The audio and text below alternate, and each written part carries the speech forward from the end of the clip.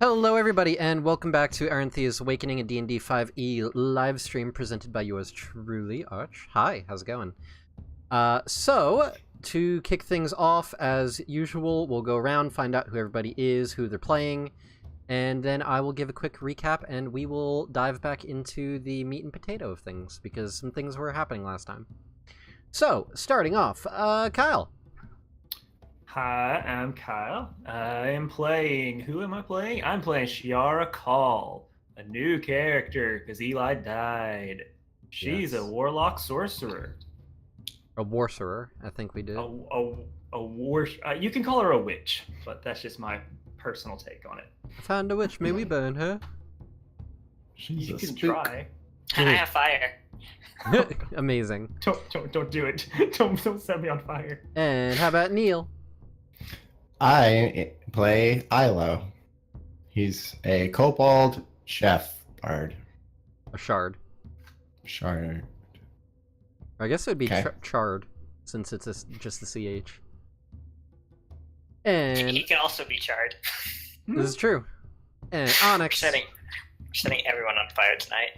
Yeah, I play Zai, Brass Dragonborn, who is the Runeguard fighter of the group. Magic fighter. But not to be confused with an Eldritch Knight. Not to be confused with the real magic fighter. I just fake magic. It's true. You draw pretty pictures and words on things. And then glow and magic stuff happens. Yeah. Alright, so to give a quick recap of what transpired last time, you all had successfully defeated the shady creature that was basically maintaining the curse that was on this forgotten keep that you had traveled to in the Freelands to attempt to commandeer for the guild. The fight was bloody and painful, and in the end, unfortunately, Eli fell and then resurrected as an undead creature and then fell again. There was an attempt at resurrection from the cleric that was temporarily in the group, Faith. However, it seems that her resurrection spell had failed and Eli remained perished. The rest of you attempted to pursue Faith after she had fled the keep in emotional distress, but not before encountering the Lord and Lady of the keep, who said that they were free and had a gift as like a final departing reward for you all. And using some sort of long-forgotten magic, were able to essentially clear the sands at the bottom of the bluff, revealing that there was an entire city that had been long buried in the sand. The city itself later came to be known as Ivybridge. The two of you, I should say, also noticed that there was a strange black light that seemed to appear in the city after it was uncovered. Traveling in, you discovered that there was a strange person who was in one of these temples, who revealed themselves to be our new party member, Shiara. You searched around in the city attempting to find Faith, had no such luck, though you did find that the temple to the god of water was completely destroyed. There was fire and destruction and lightning. Traveling to the temple of the air god just to see if maybe she was there. She was not there either. You returned to the now vacant keep and had a very small bit of downtime, roughly 3 days, wherein you all kind of got acclimated, went looting a bit, discovered that there was a veritable fortune in a chest in the master bedroom. Zai begun to get acclimated in his new, shall we say, master forge. And on the last bit, we had ended with you all hearing what sounded like a horn being sounded outside of the keep as you were having breakfast. Traveling to the front gate, you found that the tribe of the Bulwark was amassed and making their way up the bluff in your direction. There were roughly 50 of them, based on your count. And that is where we begin. So, the three of you are standing at the top of this bluff at the front gates that are still broken, so there is no closing the gates. They are literally on the ground. And you can see at the bottom of the bluff there are 50 well-armed tribesmen that are currently making their way up the bluff in your direction. What are you three doing? Shiara is like peeking around Zai to see this, and she kind of like taps him on the shoulder and says, excuse me, are they with you? Do you know who these people are? History lesson. Well, future history, I guess, for you. That's Bulwark tribe. It's one of the tribes that you knew. Not really with us. Oh, They're super traditional. I don't think they're gonna be super happy we're at the Cursed Keep. oh, very, very well. Yeah, I don't see this going super well. Oh, Are they still climbing up the bluff? Yes, they are making their way towards you. At the rate that they're traveling, they're keeping a steady march. They'll probably be at the top of the bluff and in front of you in the next 5 minutes. Okay. oh, very, very good.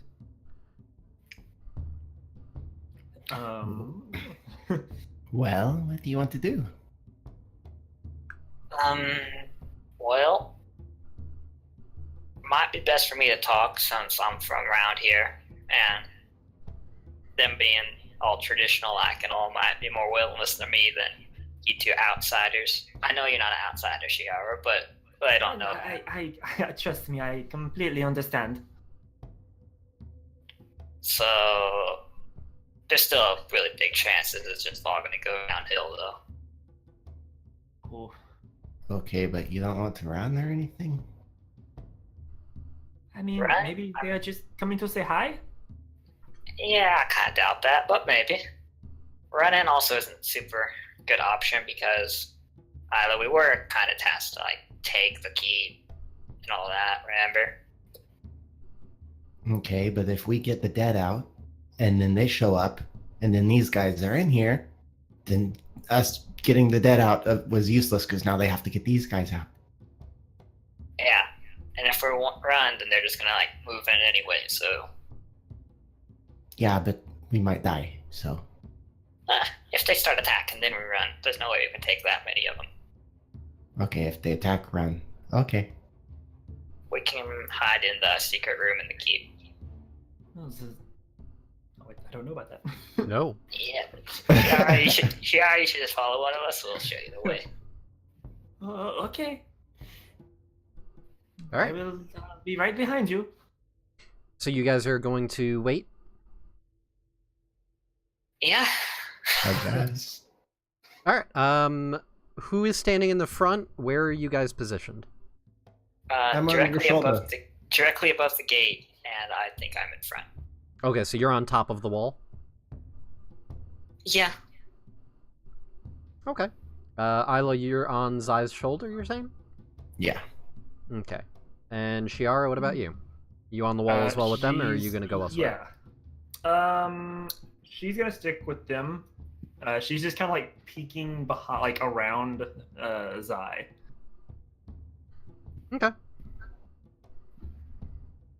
So, you wait the few minutes for them to approach.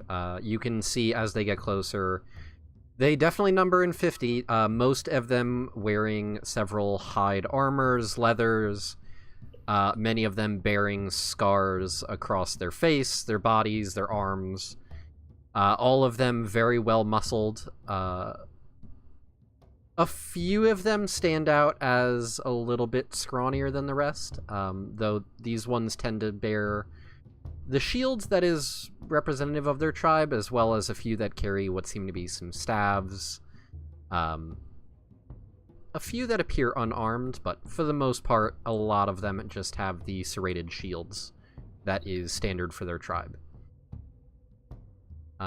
As they reach the bottom of this wall, the edge, they give about like a 30-foot gap between you and them. And you see two people step forward. The first one you see standing before you is a hulking beast of a man standing at about 6'7" tall. He's got bright orange hair that is pulled back in a warrior's wolf tail. Long, fiery orange beard braided with several beads knotted into it goes down to his mid-chest. Draped across his shoulders is a thick black bear pelt held around his neck with a gold chain and clasp. Blue runic tattoos circle his massive arms. In his left hand, he bears a large metallic buckler shield with a vicious-looking serrated edge circling the entirety of its form. Zai, you instantly recognize at a glance that the shield is definitely made of bright steel. Tattoos, you said runic? Correct. Like my kind of runic? You would recognize them either way, as you are a tribesman. They are of magical orientation.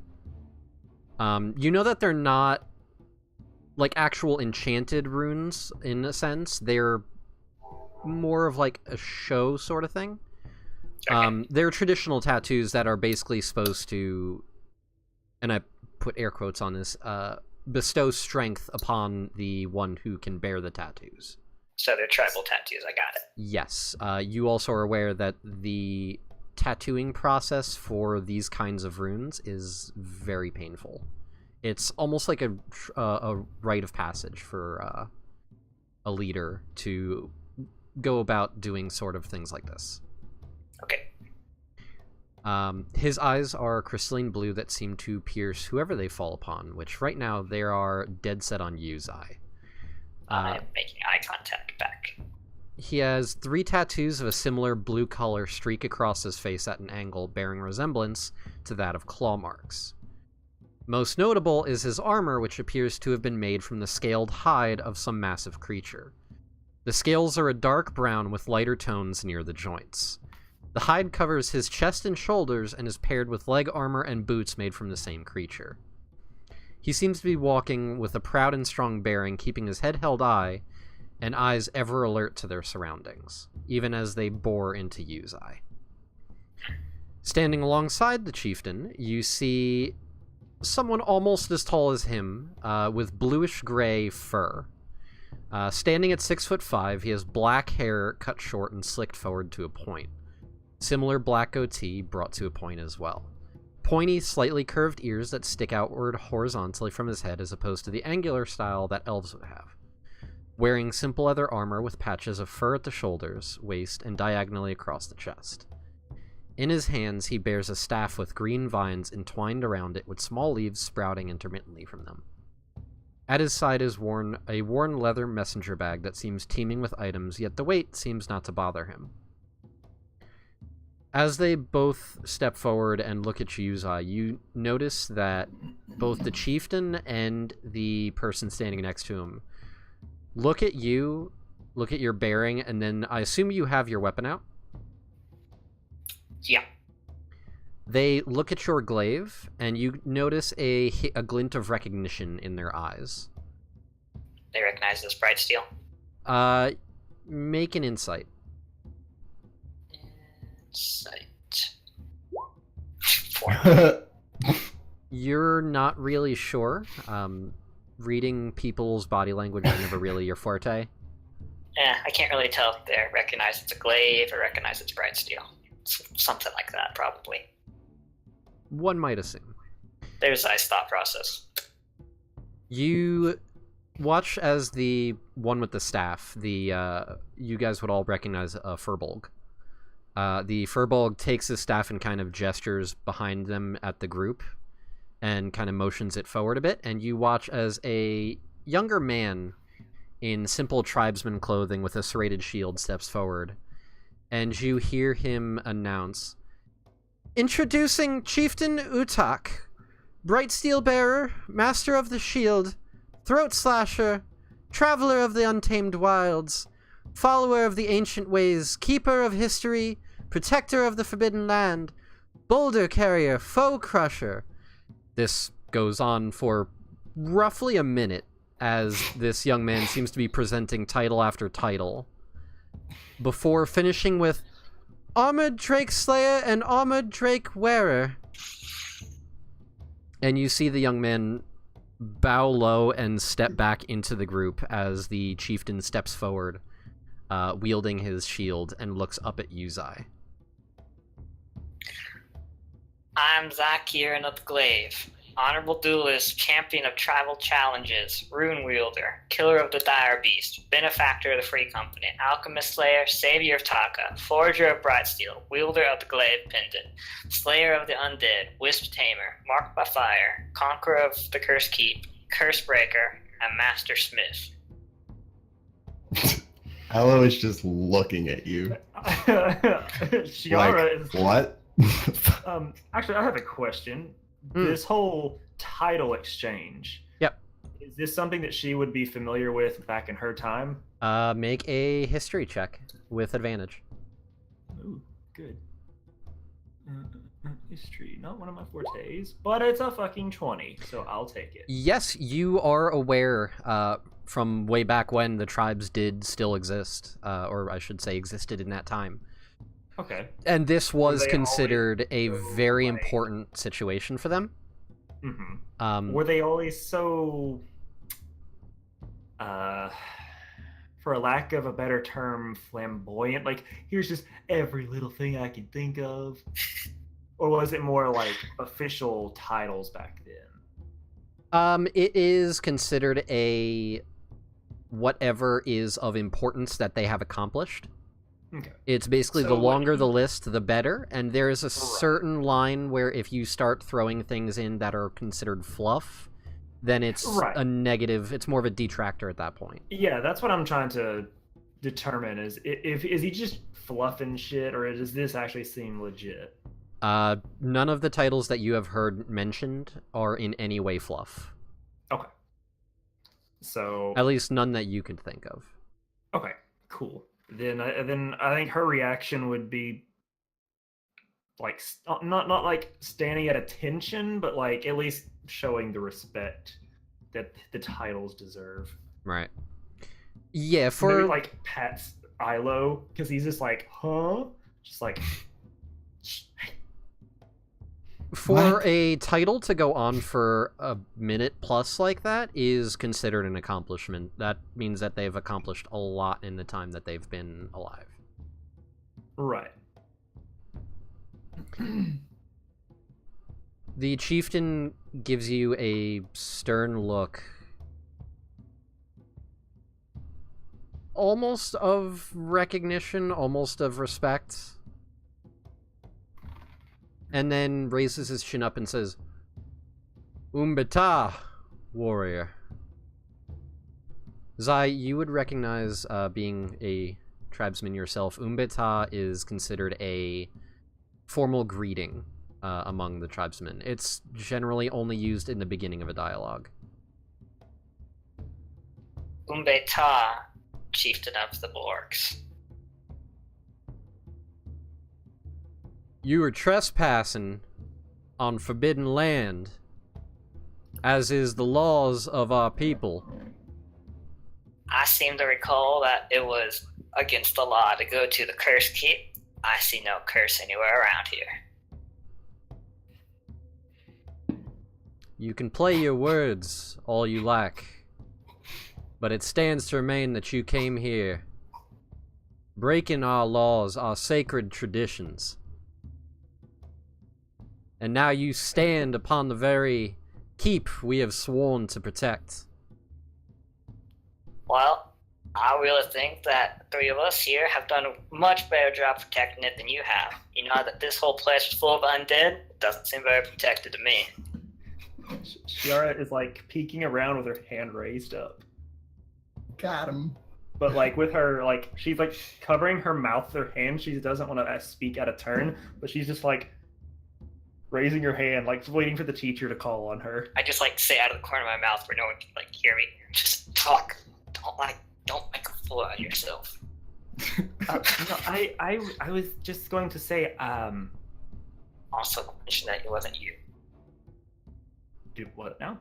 Don't mention that it wasn't you. I have no idea what you're saying, Onyx. Don't mention that it wasn't you who was part of this. Oh, no, she just wants to pipe up and she like waves out. Excuse me, I do not see how they can be trespassing when I invited them here. I live here. I've lived here my whole life. I don't think I can trespass at my own house. You are nothing but a trespasser and an outlander on a property that does not belong to you. I mean, it didn't specifically belong to me, but it belonged to my parents. I lived with them. Pretty sure that it belongs to her. I mean, she is one of the residents of the city that you see here. It is true. This Ivy Bridge. This is the name of our city. It has seen better days, but I live here. You see the chieftain and the Furbolg exchange a glance, and then look back at you. It has been our duty for ages untold to protect this land, not from within, but from without. You have broken those laws, and you, Glaive Bearer, are one who should be fully aware of the consequences of these sorts of actions. Surely your tribe has told you of the laws that we have established here. Else I will have to give a visit to them myself and see about reinforcing those laws again. You said yourself right there, your job's protect from the outside. As you can see here, at least this one is from the inside and we were invited. Can't really invade a place when you're invited there. And I call you a liar. None have lived here for untold millennia. But people have lived here, and she is one of them. What proof have you of this such claim? I'm gonna put all the pressure on Shiara and just turn to look at her. I mean, I could give you a tour of the city. I know I can show you where my house is. I can show you where my friend's house. I can show you the streets. I mean, I lived here my whole life. Unfortunately, it has seen better days. I could give you a small history lesson. And be lured into a trap while we're at it, I'm sure. You expect us to follow you through a city that did not exist here previously, and believe every word that comes out of your mouth as you lead us wherever you damn well please? How stupid do you think we are? Well, I am kind of starting to doubt a little bit since you won't believe things that are true. Didn't you guys have like a deed that says you own the place? We do, but that won't matter, I don't think. But I'll mention it. Besides, the three of us here represent the rightful owners of the keep. The rightful owners of this keep have been deceased for thousands of years. And yet, the deed to the land has been passed down through the ages. You see the two of them exchange another glance, and then look back at you. Come down from your perch and show us this proof you have. If it is valid, then we will talk. Okay.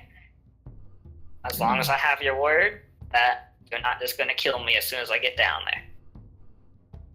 You have our word, as fellow tribesmen. We will not harm the group of you, so long as your claim is true.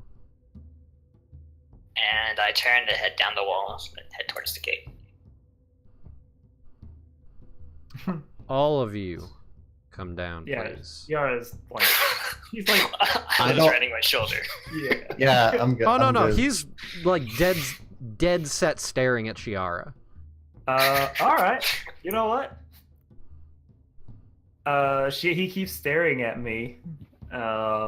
So she's just gonna walk off of the, like, we're on like a thing, like looking down at them. Yeah, you're like 30 feet up. Yeah, she just walks off. She'll cast Featherfall and just glide down to the ground and walk up to him. Ilo whispers, They seem pretty stupid. I could probably do charm person on them and get them to fuck off. Let's try not to use any magic on them, especially ones they're gonna be mad at for you using. Well, if things don't go well. They seem to be going poorly. Then maybe. All right, so you float down.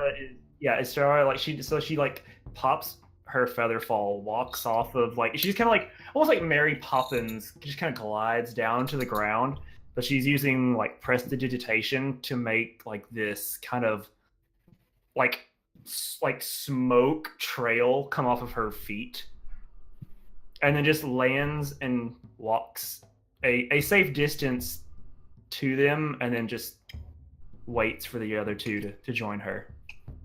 And she's just staring at him as well. Okay. With a very like not like an intimidating look, but kind of like a very content smile. She believes in what's happening. So you float down in front of them, give them a very peculiar smile, to which neither of them seem to blink. All of the tribesmen behind them standing perfectly at attention and watching everything transpire. The two of you make your way down the ladder and out through the gate up to the group of them where they stand. Both of them just kind of look at you expectantly. I reach into my bag and pull out the deed to the keep that we had described before we left. The chieftain doesn't reach out for it. Instead, he makes a gesture with his head, and the young boy that you saw earlier steps forward and grabs it and hands it to him. Now, I hope you don't mind that this is a scribed version of it. Didn't want to risk the original copy, as you could probably guess. It's old, prone to falling apart. Chieftain looks it over.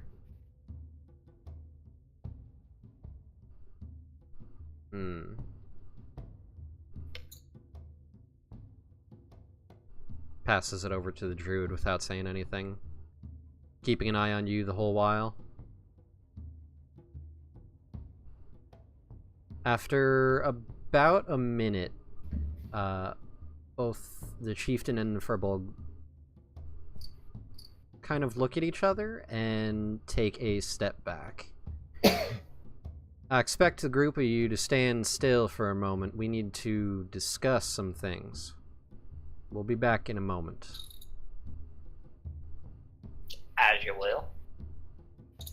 Good. And you watch them both move back into the group of tribesmen, and they seem to form like a circle around them with their shields up. The whole while, the younger tribesman seems to be standing there and kind of looking between the group of you and then looking back at them. So is the younger tribesman still up by us?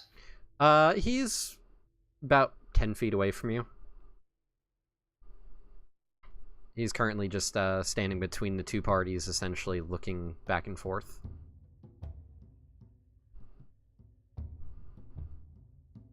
So I guess you're probably here because the giant city that suddenly showed up.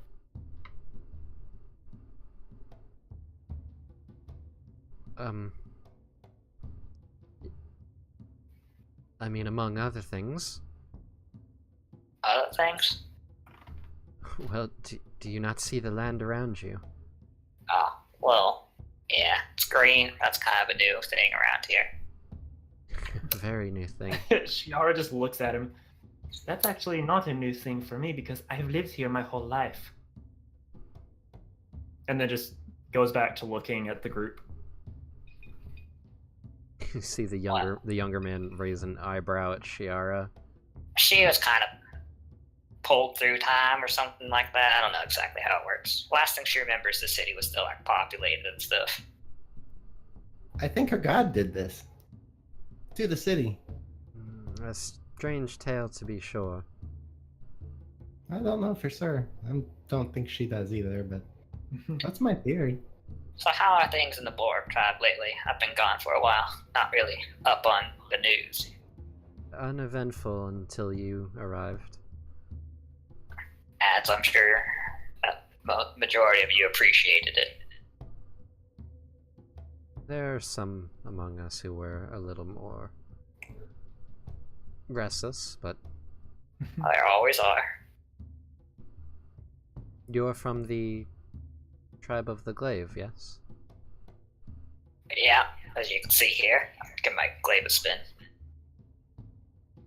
I strongly take it then that these two here are not of any tribe. You reek of Outlander, no offense. I've lived the majority of my life in the Freelands. I did go out, learned how to be a master smith. Figured it would be a boon to my tribe if I could make real weapons.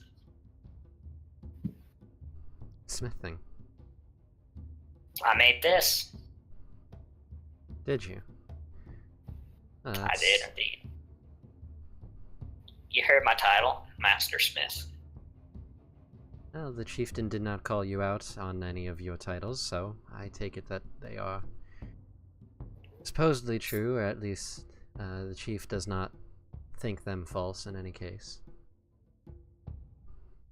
Your titles are respectable. They are far larger than what I have, anyways. And who are you?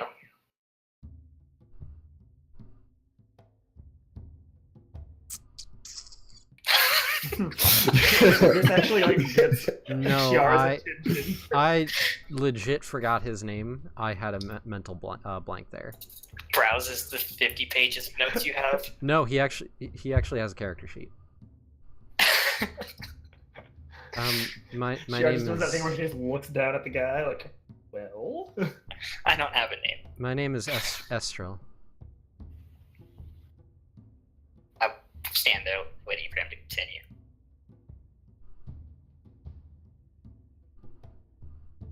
That's it. None at all?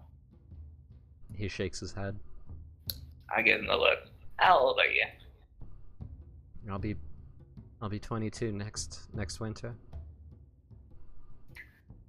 Doesn't seem like the Lord tribe gets out and does much anymore, do they? Well, they do. Well, it seems that they're done talking. He stands up at attention, takes a step back as the chieftain and the Furbolg come back. And the chieftain actually gives you a nod of respect and says, I see you, tribesman of the Glaive.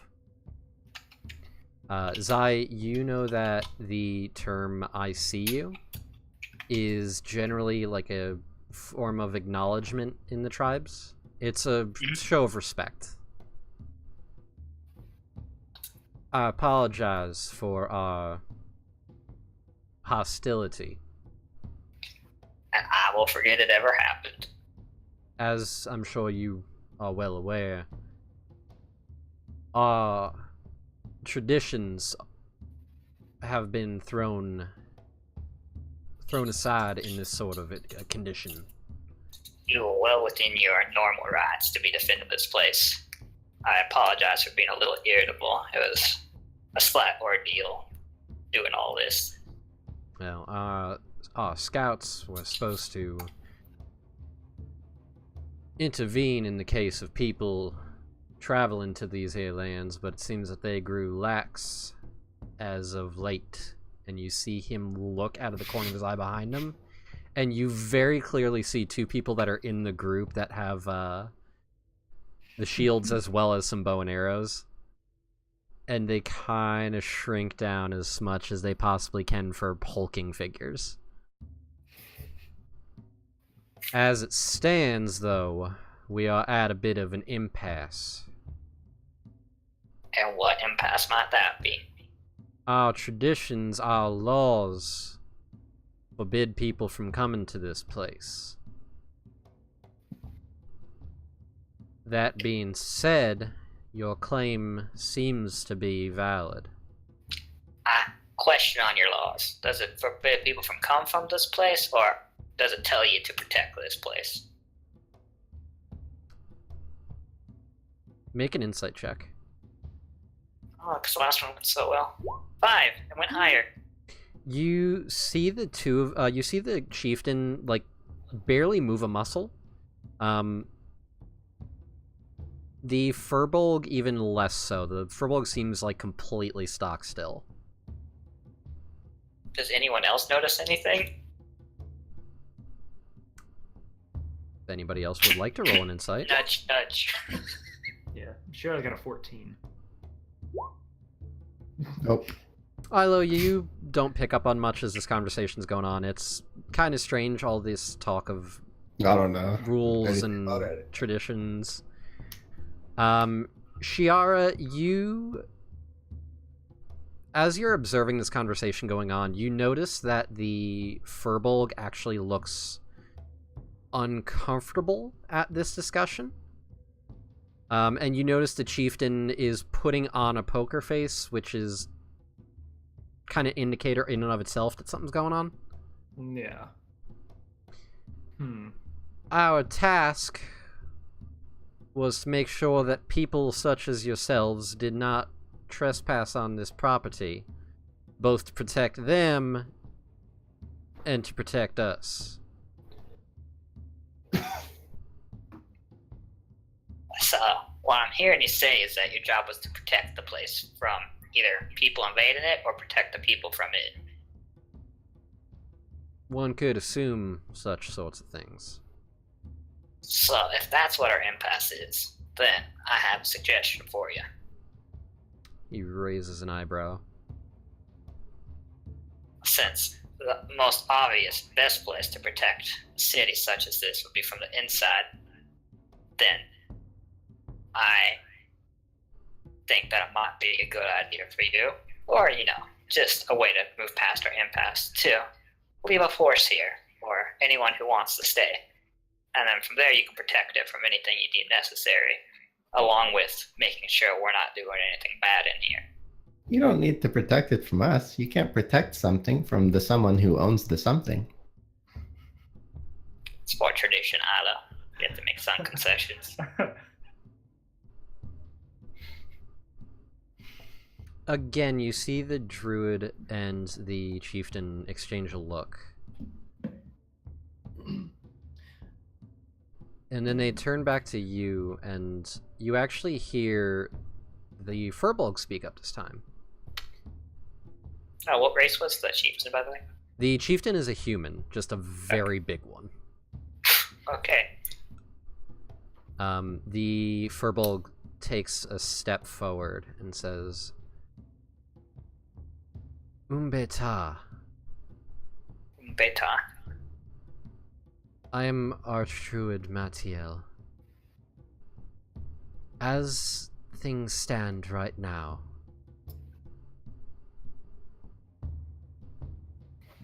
our laws, our traditions are in a flux. There is a way that I have divined we can overcome such an obstacle, if you are willing. I'd have to hear what it is before I say whether or not I'm willing. Your claim of being the curse breaker, of owning this place. If you wish to prove that you are of such prowess, then a title exclusive to our tribe is necessary. And what title might that be? Sandshark Slayer.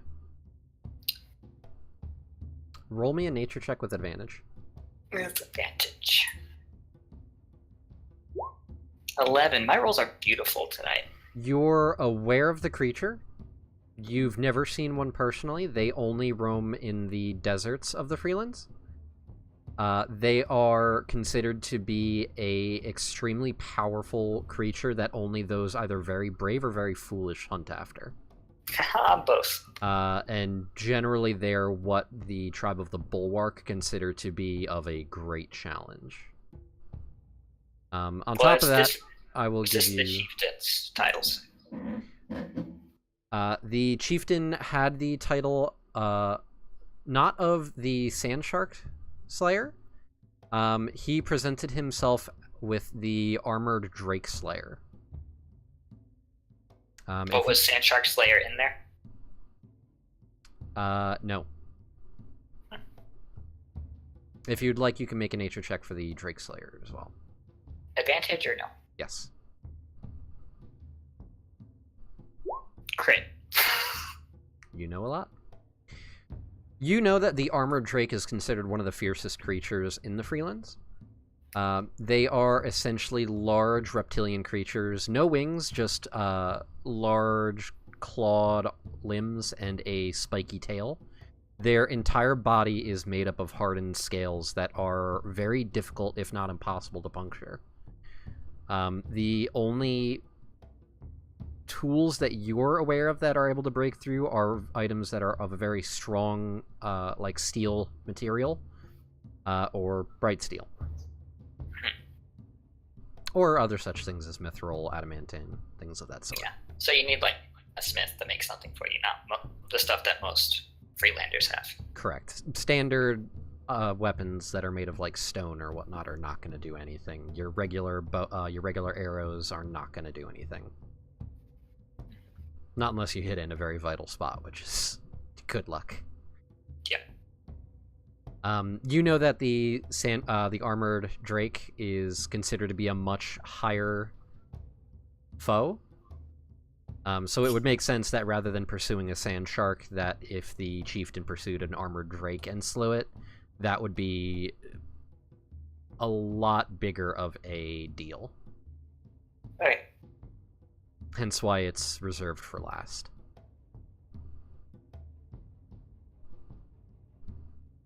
Few things about this.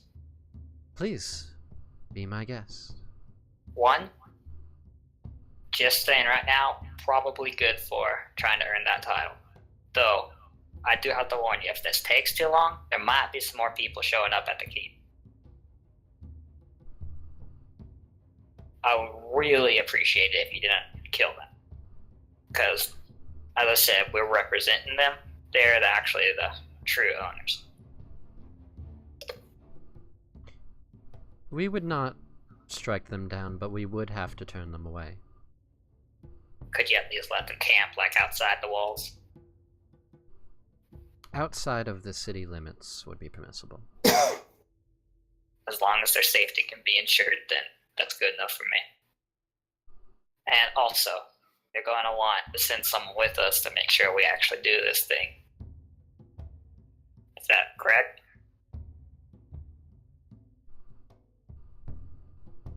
You see them, the both of them exchange a look. Obviously, you wouldn't want to send someone who could help us too much, because that would, annul the point of this. I would be happy if we could take Esther. You hear a sharp intake of breath and see Esther like, What? What did you... And he kind of looks between you guys and the chieftain and the archdruid, seemingly without words, and the chieftain and the archdruid look at each other and go,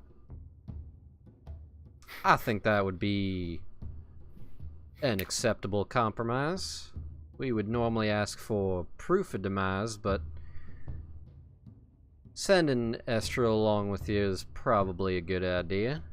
And if he dies, I expect you bring back proof nonetheless. And if it doesn't, then he should come back with a brand new title. That he would. As it stands, you know our laws, you know our traditions. Anything you kill, you keep. Aye. Well, if that's the case, then I think we'll be making camp right here, and you best be on your way. mind telling us if there's been any sightings lately? It's gonna be a while just walking around aimlessly if without it. That's part of the hunt. Oh, so be it.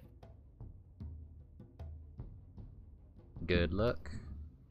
And you hear, you see the chieftain put his fingers to his mouth and make a sharp whistle. And the tribesmen begin splitting and making a path for you guys to go down the bluff. And you see some of them beginning to make camp. I don't think we left anything in the keep. A bunch of money. Yeah, they're not gonna go in there though. So I'm gonna start confidently walking through their aisle. Okay. I guess taking Isla with me. Yeah. Estrel, after another moment of shock, begins making his way behind you guys. And you can see he's visibly sweating. Well, he's about to earn the title Shark Food, so I would be sweating too.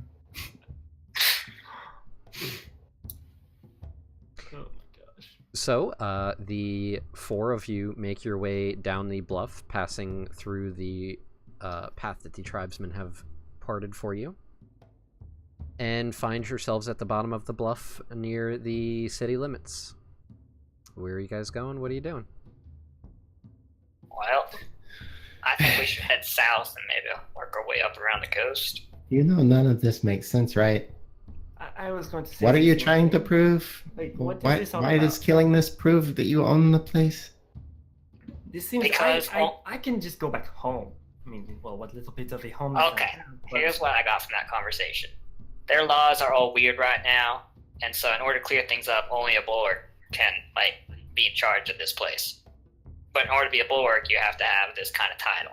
So, we're gonna go do it. It's more than, well, yes. Here's my question. So, and she'll motion to Estrel. Your traditions and whatnot were in place because of the Curse. yes, the curse that you have spoken of. Now that there is no curse, the tradition and law is null and void. The circumstances that caused the traditions to be in place are no longer valid. Shiar, what did you say you did for a living back in Ivorbridge again? I studied magic. Okay, so what would you do if all of a sudden all magic was gone? You'd be in a real weird place, wouldn't you? A little bit. I mean, I Yeah, would. that's kind of what's going on here with the bulwarks. Their whole life has been protecting this place, and now this place is changed, it's green, the They city. have If not all done of a a very sudden- good job, though. Hmm? Clearly, all they of a have not sudden- done a very good job. No. Sure, they probably did the best they could, but I'm also sure no one ever really came down here. Why would they? It was forbidden for us to come here. How can you protect a place that is forbidden if you are forbidden to go to it in the first place? How? From the people who own it, nonetheless. Like, did you people just take this upon yourself? Like, oh, this is a bad place. It is forbidden. Oh, You know, if I took your dagger and told you it was because I was protecting you from it, that's still thievery. like it just does not make any sense to me. You understand that there No- has nobody been dec- no owner for thousands of years, right? And someone suddenly No, showing up I and honestly claiming it do is... not understand. When I went to sleep yesterday, it was a normal day. And then I woke up and I had a really weird day, and all of a sudden I am here. And these people are saying that I can't go back to my own home? If all I am at the end of this is a fragment of one of your stupid dreams, I'm gonna be so, so upset. Shiara, they probably still don't believe you about that. I mean, if I I- hadn't seen you, like, appear out of the city myself, I probably also wouldn't believe you. That is understandable, but it does not change the matter of the fact. And as someone who grew up in the Freelands, it is real bad to ever get anywhere near this keep. Wouldn't probably- common sense it dictate probably- that, though? Well, you understand in our, like, chase for titles and stuff like that, people tend to do real stupid stuff. So this probably started trying to protect the people who were going there and just dying. Well, here's my question. From what you told me, those whole protecting people thing was from all the bad stuff in the keep. All they would have to do is go look around and see nothing is there. And see Right, but this has been whatever- going on for hundreds of years. Like, Oh, you right. can't change that fast in a day. Their entire culture is built around that. It's She true. just like shakes her head and like murmur like she kind of like walks off a little bit, murmuring something about bullheaded fools. Be like studying magic without magic. Well, let me tell you, if I couldn't be a chef because there was no food, we'd all have much bigger problems. It had to be because we didn't need food anymore and you were a chef. Then what would you do? If I couldn't be a chef because there suddenly was no food, we'd be in trouble. So, any of you know anything about sand sharks? No, I know things about normal sharks. For I am Ilo, chef of the sea, vanquisher of dwarves, friend of the Trinity, vanquisher of dwarves, master of knives, vanquisher of dwarves, rumbler of mountains, vanquisher of dwarves, chef on the sea. Ilo. Did I do that right?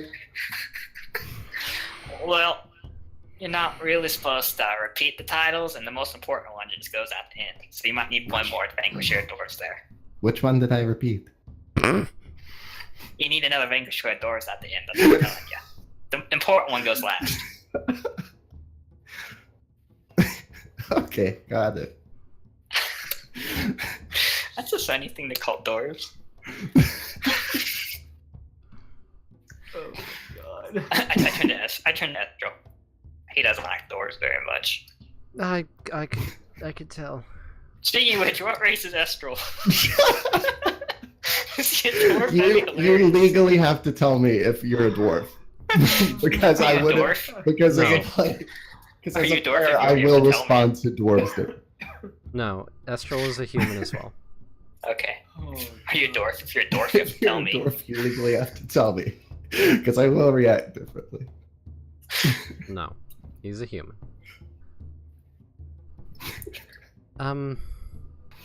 It's very peculiar for an Outlander to attempt to claim titles. Did you teach him that? I think he's I kinda learned it picked just up now, after- actually. Yeah, after our exchange earlier from the wall. You might want to refrain from ever doing that. Oh, I don't intend on doing that again, I promise. That's probably for the best. Outlanders are not worthy of titles in the tribe's eyes. It's just... I know you can totally do it as long as you don't do it in front of anybody. Yeah. That's sound advice. Anyways, Now that I have more time, though, Estral, why don't you have any titles? What's your story? maybe we should be on our way before we converse. Well, I mean, we are on our way. It's not really anywhere specific, though. We're just kind of heading south now. Well, we probably shouldn't be, Why not? because that's not where they are. Now, where are they then? To the east. Anybody who's... You hear Shiara like off in the distance. Oh, so you do know where they are? Then why didn't you say something before? Because the rest of you fuckers kept talking, and I didn't want to interrupt. I instantly turn around and start heading east. Anyway, from the Glaive tribe, we did most of our time up in the forest, not a lot of sand sharks there. I'm sure. I've never really hunted one myself either, obviously. Is he one of the weaponless ones, by the way? No, he has a serrated shield. It's just not a great quality. Is it stone? It's a wooden buckler with stone serrated edges. How do you Okay. find a shark? Well, more often than not, it finds you. That's kind of what I was hoping for. More often than not, any of our hunters that would be traveling in the area would essentially just roam around and make camp in various places until one jumped out at you, and either you killed it or it ate you. Well, I like this plan. Okay. So Well, we I start can't collect the pee of one, so this is Start gonna moving have off. to live. that way. You know, I don't actually know. Do they pee? So, now that you've corrected me in the right direction, You could What? tell that he does not have a lot up there. so Estral, why don't you have any titles? Well, it's a little personal, but Well, share what you feel like you can. Don't share what you don't want to. Esther, not haver of titles. See, that's a title. that's a very poor title. I don't. Well, earn better ones. That's why I guess I'm here. I don't have any titles because I have never been allowed to have one. Allowed? Well, I'm strong, but a lot of the other members of the tribe are stronger. They would get to all the good ones first, and some of them would actually sabotage me so that my weapon would break, or they would At steal it. Zai's face gets real dark. They would sabotage it and make it so that it would fall apart, or there was one night where we were tracking a herd of deer that were in the woods to the north, and I found myself at the upside down end of a noose. It seems that one of the others thought it would be funny to get me strung up when I was walking. They don't like me very much. They think I'm smaller and weaker. And I mean, they're not wrong, but Then why are you hanging out with a culture of people that takes pride in not being like weak? Go somewhere and do something for other people that might appreciate it. because I still think I am of worth, and I want to prove it. I just have to figure out how, and maybe this will be it. Well, I can tell you at least one step that is get away not to have your weapon broken or sabotaged. Well, it's very hard to do when the whole tribe is essentially working with only what we can scrounge together and assemble. Our weapons aren't exactly the greatest. Once we get back to Averbridge, I have a present for you. All right. Master Smith, remember? I don't think I could pay for such things. We don't really deal in. You just saved us days of traveling around the southern edge of the Freelands. I mean, yeah. You guys probably would have been wandering for a while.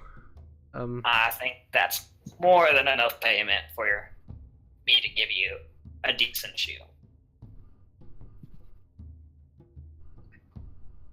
So, if you don't mind, I'm gonna have to look over your shield for a little while. I mean, I don't have a problem. You might have to.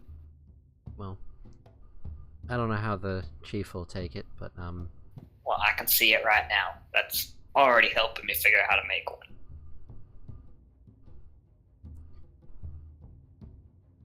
who might argue?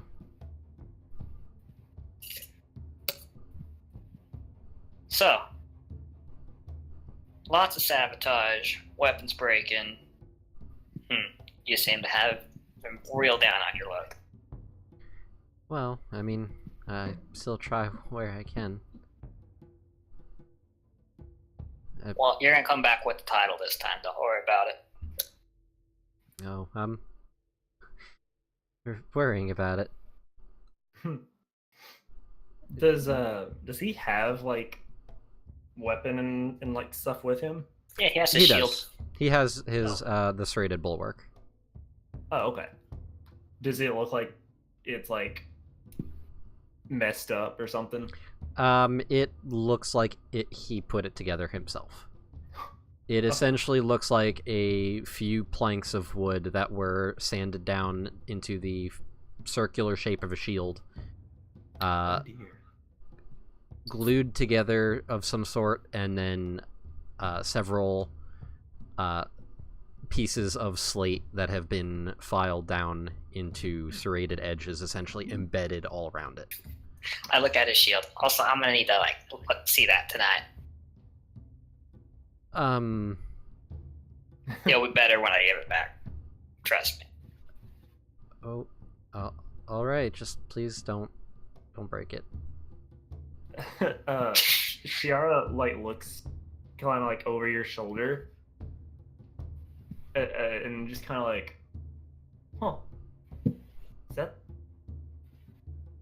That doesn't look very uniform. Like you would think that this whole big force would have like very uniform gear, but that looks like you made it yourself. Yeah. Nobody else would make one for me, so I had to make one myself. Okay. The others look a lot better. And she like she looks to Zai and like holds her hand out and kind of like does she like essentially like hologram? She has like a hologram minor illusion of the shield. Like this. This is you. Can you spin it that way a little bit? And I like try to turn it with my hands. It's like yes, I think I can. Oh, okay. I think okay. So that goes there. That's how you add a handle on these things. Okay. Well, I think I can make at least a rough one. Yeah, you're supposed to. There's supposed to be straps of leather right here. Well, I'm just making sure that's like a normal shield, and you don't have to do something special to account for the spikes.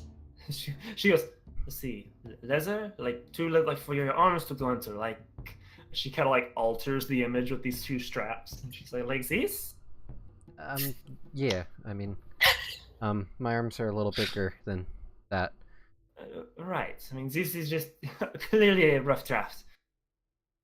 Yeah, though. I mean, you're not far off. We're gonna have to make these spikes a little bit more even around the edges, though. And she At this point, Zai's not even talking to anybody anymore. He's just like making mental notes to himself. She starts to like make her arms bigger to like make the image grow to like the size of like an actual shield. Size, like so something like in actual size like this. I mean, yeah. Oh. And what it would be made out of what exactly? At this point, whatever we can find, when we get back, it's gonna definitely be made of metal. Oh, so just like steel or iron. Whatever we have laying around the keep, yeah. Oh, okay. And she just kind of like waves her hand, and the illusion turns to like an actual. It looks like an illusory shield, like this. Esther, if you really want to pay for that shield that I'm gonna make you, clay. I need a good deposit of clay around Ivy Bridge somewhere. Clay. What do you need clay for? Make molds. Oh, okay.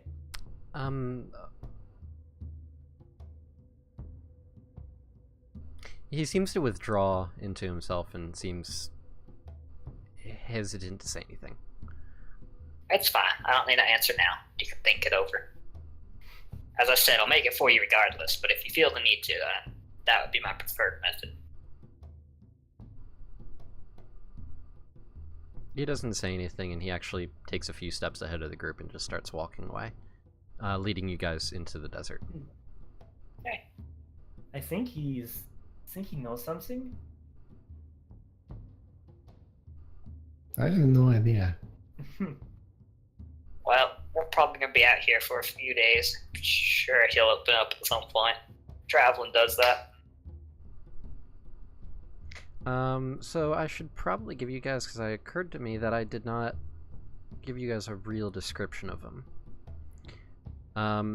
So Estral is about 5'11". Still quite muscular, even still. Shaggy, dirty blonde hair that reaches down to about shoulder length. On his back, he has a roughly made leather bag. Looks like he probably made it himself. As well as his serrated bulwark. He's bare-chested with a fur-covered kilt that goes from waist down to about his knees. Across his body, there are several scars, most of them small and barely visible. And as you guys already know, he said he's like about to be 22.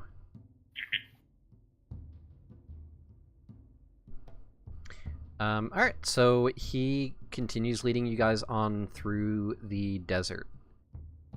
Yep. Is there anything in particular you guys would like to do while you are traveling?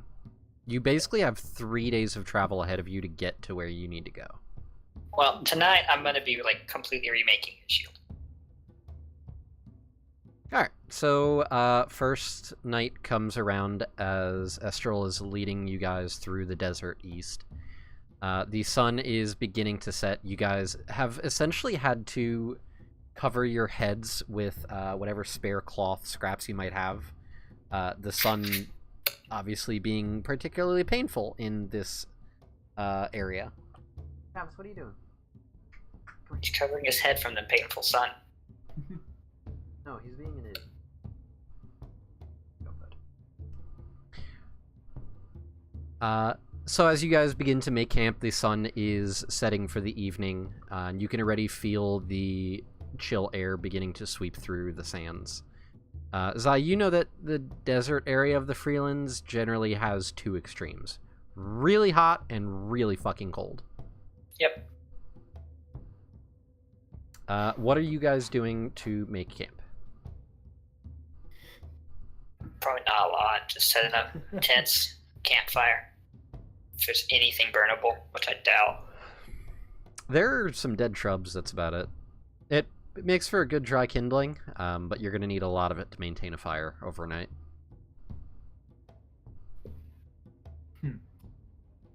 I can send my servant out to grab some of those. Yeah, that might be a good idea. Okay. And I do that. Alright, you're casting it as a ritual, right? Yeah, there's no sense in wasting spell slot. Makes sense.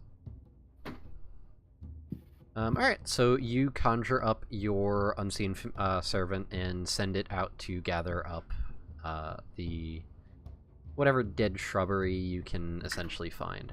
Even out here, you notice that the sand seems a bit firmer underfoot. It seems like whatever the curse had done to this land is slowly coming undone. Whereas once this was nothing but sand, there are actual patches that seem to be less fine grain and a bit coarser. It looks like there are spots where plant life could potentially grow again. It's gonna be real bad for the sand sharks. Yeah, they're gonna get frozen.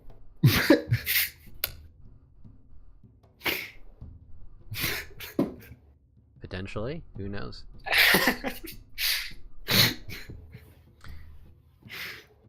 So Astral, can I after, see your shield? oh, sure, yeah, I think just using what's here right now, I can make it a little bit better than what it is. Okay, how? Well, you see here, the glue is falling apart on this part. The spikes on the edges around here kind of getting dull and chipped, and they're not spaced evenly. I just do my blacksmith thing and start pointing out all the minor imperfections that makes it about to fall apart. Alright. I'm not doing anything innovative, I'm just doing like I did with Ilo's knives and fixing them up so they work. Right.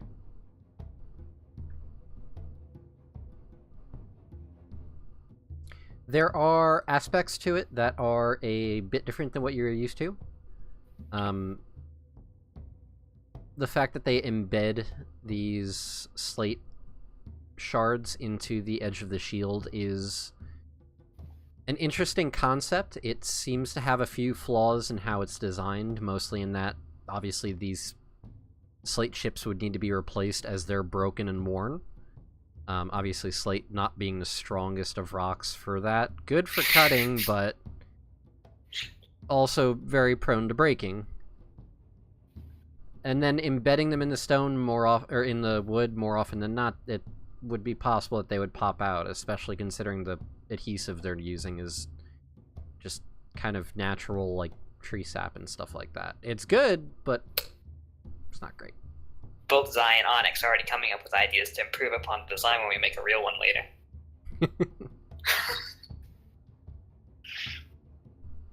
Alright, so you spend some time essentially just sprucing up and adjusting Estrel's serrated bulwark to make it less shitty, shall we say. Yeah, like I have a real, enchanted smith's tools. He probably didn't have anything.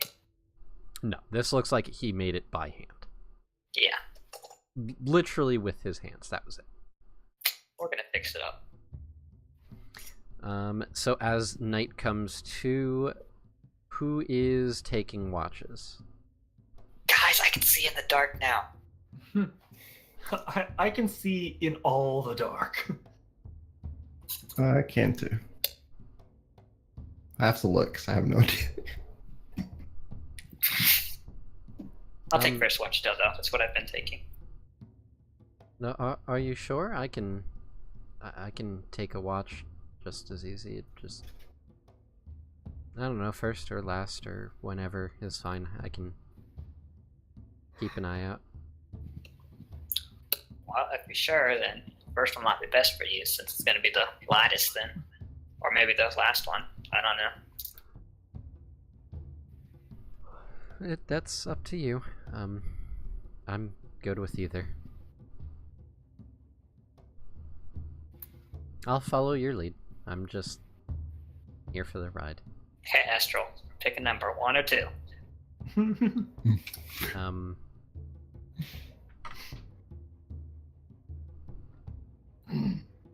Yeah, how about this? 2. Estrel and I will take it together because he needs the most light because he's a human. And I don't think we should leave him to watch by himself. I mean, I can take a watch by myself. That's not a problem. That's okay, sure. I think you got it. He can take the first one. That way he's not as tired. You know. Just be sure. You know. Well, considering I have apparently been asleep for thousands of years, I'm not quite so eager to go to bed. Well, it's your choice. You can stay up with them if you want. Still gonna need you to take a watch, though, besides the first one. Alright. You can take a second one if you're gonna be up anyway. That's fine with me. You're an elf, right? Means you don't need as much sleep as the rest of us. I think I remember something about that. I'm only half elf. Right, same thing. So your city was all in sand.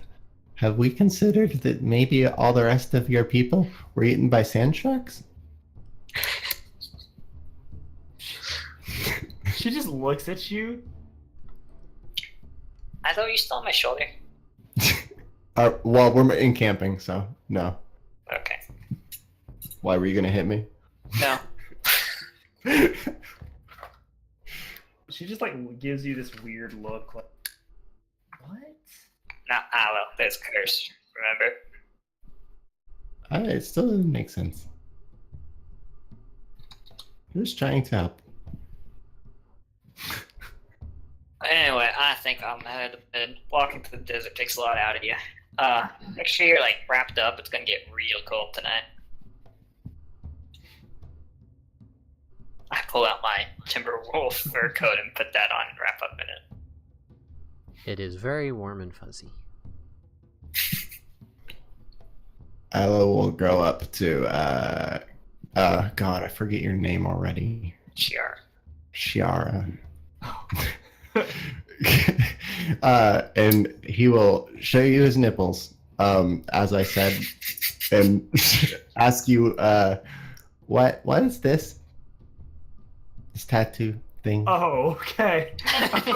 So fucking long. That's where his tattoos are. Oh, It just fuck looks like me. he's flashing Okay. you. That's the joke. We had it like multiple weeks ago. Yeah, multiple weeks ago. I was slept. Well, that's the. Now Kyle can't remember what this is. God below. Yeah, that word. Well, that's the symbol for the god below. What's it doing here? Apparently, you have been marked. Whatever it Chosen. wants.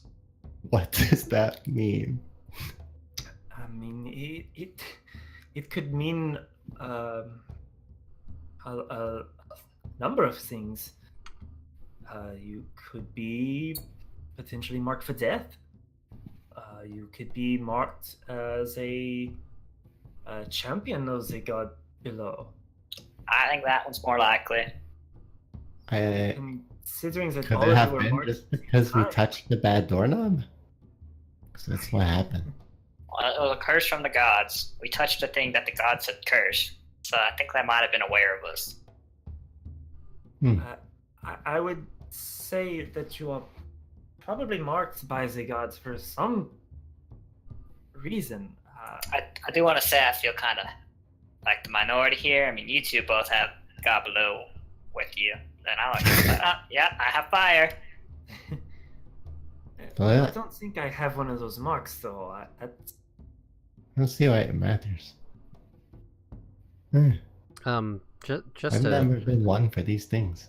just not my place, but you might not want to mention the gods when you return.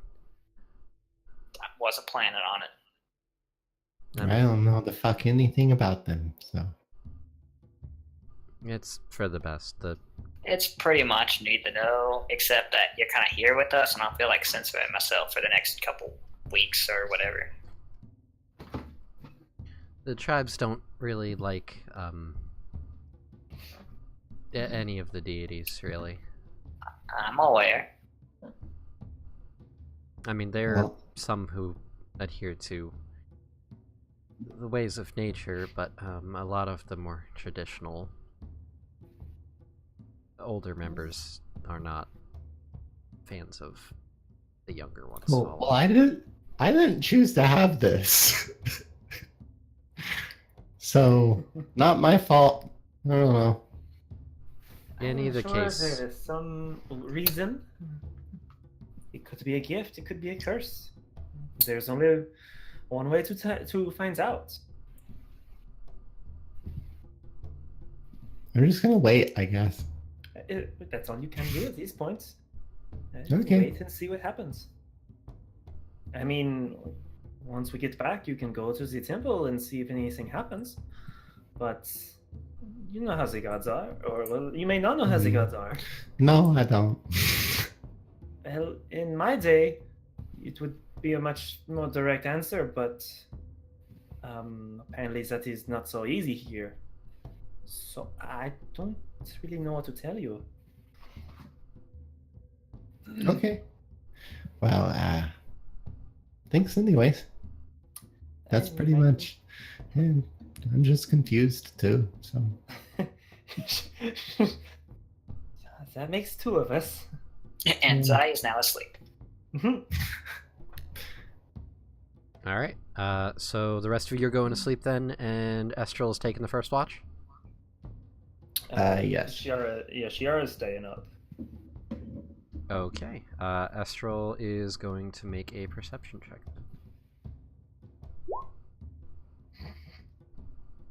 Yeah, go Estral. Do the best. Sees Shara. Shiara's staying up, right? Yeah. She doesn't want to let little newbie noob here stay up by himself. You're also newbie noob. Yeah, Sure. but this kid is like not. Yeah, no, she just doesn't want to leave this stranger to do this by himself. Sure. Have you ever left the city before? To be fair, we're all strangers right now. Right. Okay. So taking your watch, Shiara, you and Estral kind of just awkwardly sit there keeping watch. She's just like using, like, she's just kind of like playing with her illusion spells. She's just randomly like making these little these little scenes with her minor illusion and like prestidigitation stuff. Okay. She's kind of stretching her magic out again. Estral, you see as the watch goes on, is essentially just holding his serrated bulwark and kind of looking it over at what Zai did to it and how he improved it. And it seems like he's trying to take notes. Mentally, more than anything, you see him kind of muttering to himself as he's like running his finger along the edges and checking where the adhesives is.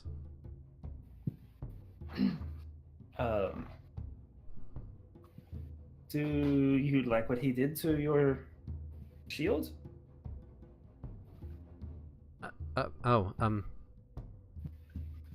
It's fine. Just trying to figure out what he did.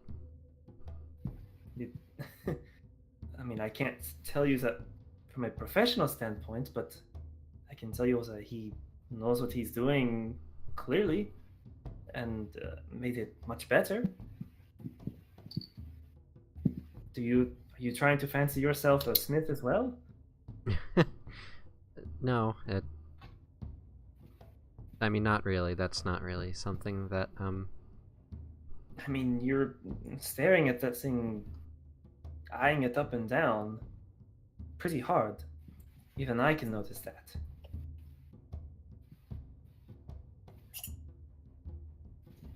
It's fine. I'm fine. He kind of turns away from you and just is looking at it still as he's keeping an eye out around the camp. She just kind of chuckles a little bit. Okay. You do realize that that is a classic. I'm fine means I'm totally not fine. You do realize who you're talking to. Like it. I understand that code very well. But if you don't want to talk, that is fine. He gives you the cold shoulder. She's just like, okay. Rest of the watch goes by uneventful. Who are you waking up? Well, I mean, so I stayed up for his watch, and then I'm gonna take my own watch. Okay, you're gonna take the second watch then? Yeah. Alright, so after a time, Estral just pulls out a bedroll from his bag and just crawls in and falls asleep. Cool. Still with his back to you. Yep, doesn't bother her. Pays no mind. Make another perception check, please. 20. Okay. Oh, she's so like during her actual watch, Mm-hmm. she's just kind of like circling the perimeter using her detect magic invocation, just like a like a radar, just making sure that nothing is magical is going to come up. Gotcha. I mean, you detect plenty of magic coming from the other two. Yeah, for sure. It's nice bond you clothes with magic. Yeah. Other than that, she's just kind of roaming back and forth. She's got the ornate magical comb. What did that do again? Did you ever tell me? You could brush your hair and change it to a different color. Oh, okay. Yeah. So I think she has her hair like unbraided at this point, and she's just kind of like brushing it like a different color each stroke as she's doing her watch. Gotcha.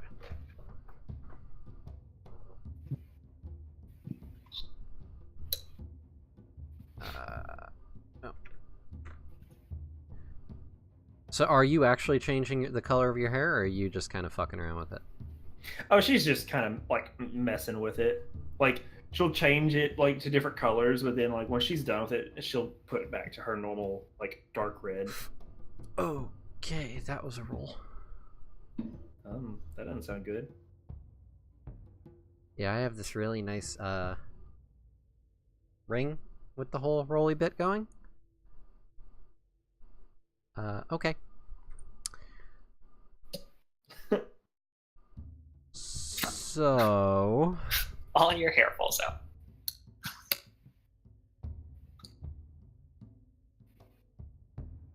and you said you're walking around, right? You're doing your whole like radar bit? Yeah, I'm like walking around the perimeter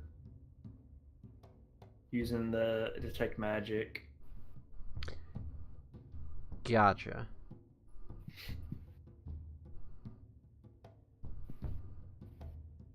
What's your AC?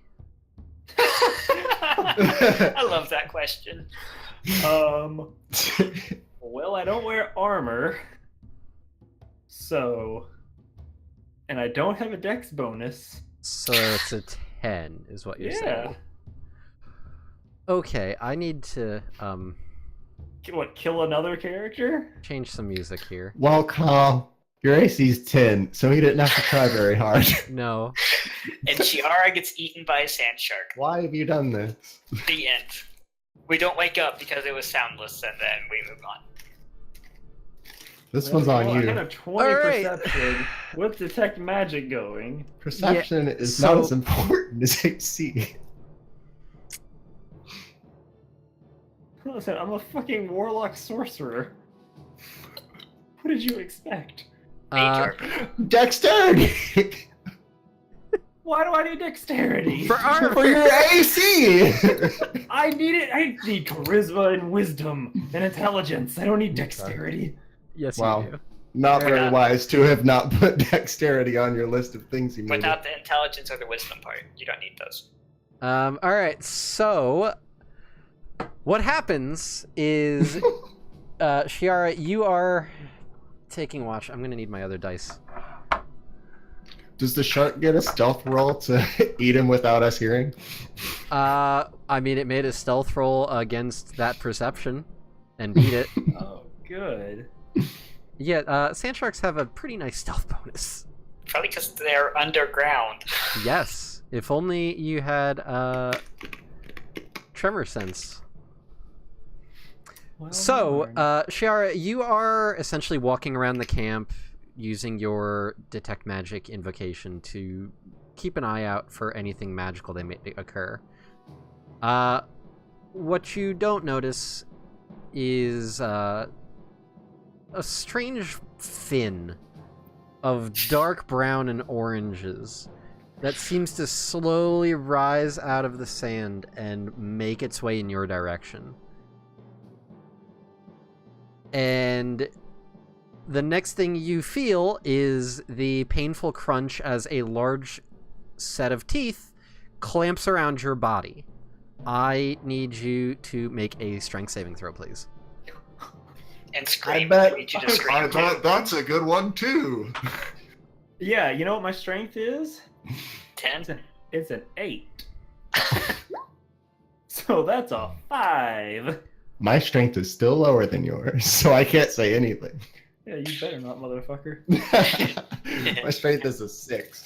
I'm 17. Okay, so, Shiara, you take a grand total of 8 piercing damage as this sand shark bites into your torso. And I assume you're screaming out in pain. She's actually a mute. I forgot to tell you. Oh, that sucks. I forgot that Yeah. I cast silence before I went to sleep. So, you scream out in Yeah. pain, alerting everybody else to the presence of this creature. And the next thing you are aware of is being yanked underneath the sand. So it's something along the lines of... Oh, she's not screaming. I'm Oh sure wait, it's hey, nothing. actually, since it hit me and did damage to me, I will do Yes. Hellish Rebuke. So Okay. DC 13 Dex saving throw for 12 fire damage. How do you make a dex saving throw to get away from something that's in your mouth? Well, this isn't getting away from it. This is... kind of like That's what Dex avoiding... is. It's avoiding it. I don't know. Dex save... So The that was answer is nature will find a way. The answer is it rolled a 19, naturally. Okay, well, it'll take 6 fire damage. It'll take 3 fire damage, thank you. Alright. Oh, fuck you. It has resistance. It lives in the desert. Screams, blasts fire, and it goes, "Darkness fire!" As long as it's not purple. Sure fucking hope not. Purple. Purple worm. Oh, no. Purple worms give me bad memories. Oh, that was a fun fight, though, and you know it. Alright, so... Initiative. Yes, I'm gonna need some initiatives, please. And I'm gonna roll one for Estral. Oh my god, now I got a fucking 1.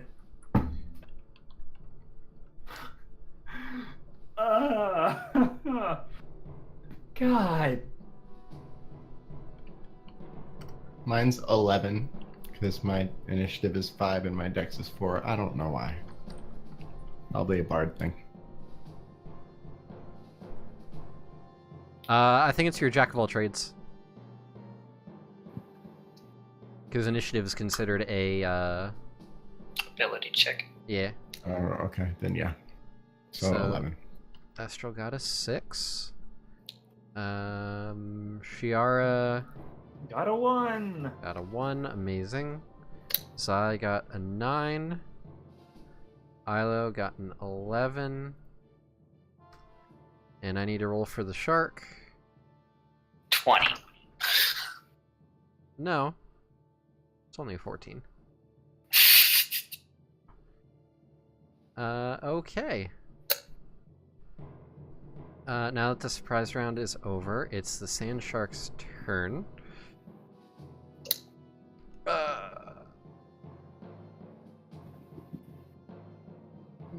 Yeah, okay, actually, that works. And it eats Shiara.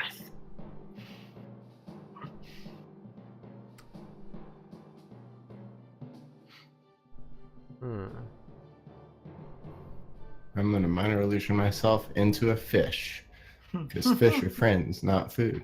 Amazing. Okay, so the sand shark is going to remain submerged underneath the sand and essentially travels out about 30 feet and then comes swinging back around towards the group.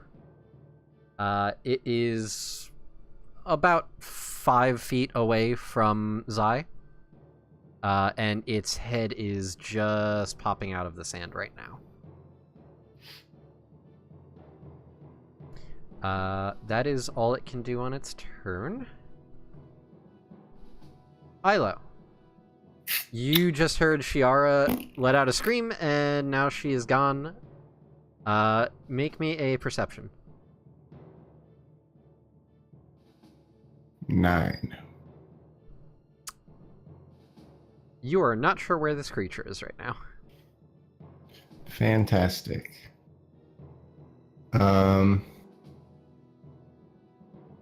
I have an idea of where it is within a 20-foot cube?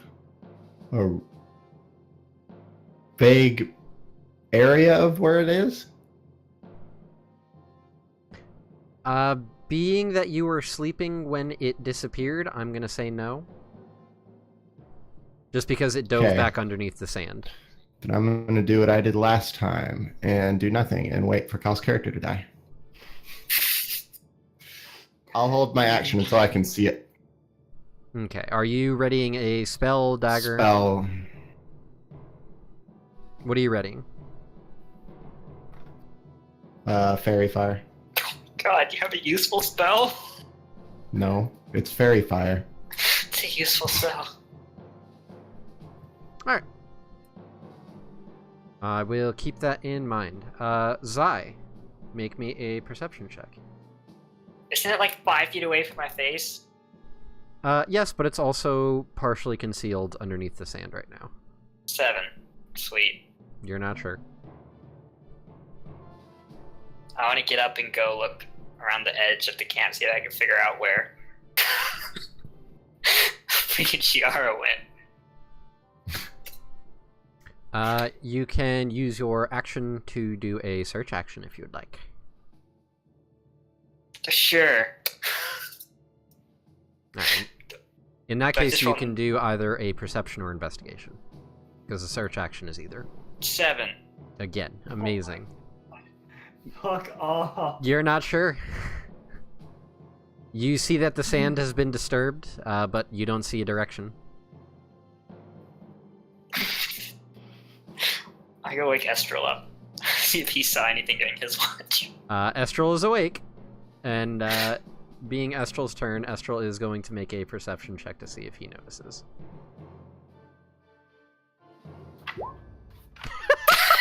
Oh my god. This is how we just let Kyle die again. Oh my fucking god. Oh, go fuck yourselves. I just... Fantastic. Ah. So Estrel does not know where. So instead, Estrel is going to take out his shield, and he's going to also ready an action. He's going to attack with his shield if the creature reveals itself. I am right next to Estrel now, though. You are. So, Shiara, start of your turn. Okay. Suffocation damage. You take 6 suffocation damage. As Oh, your mouth is okay. filled with sand. Okay. And you can't hold your breath for longer than 6 seconds, apparently.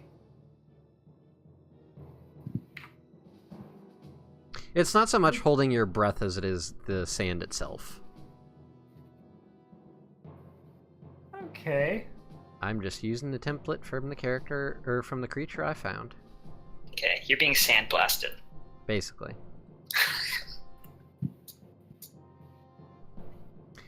You do still have your turn, Yeah. and you know exactly where it is. Yeah.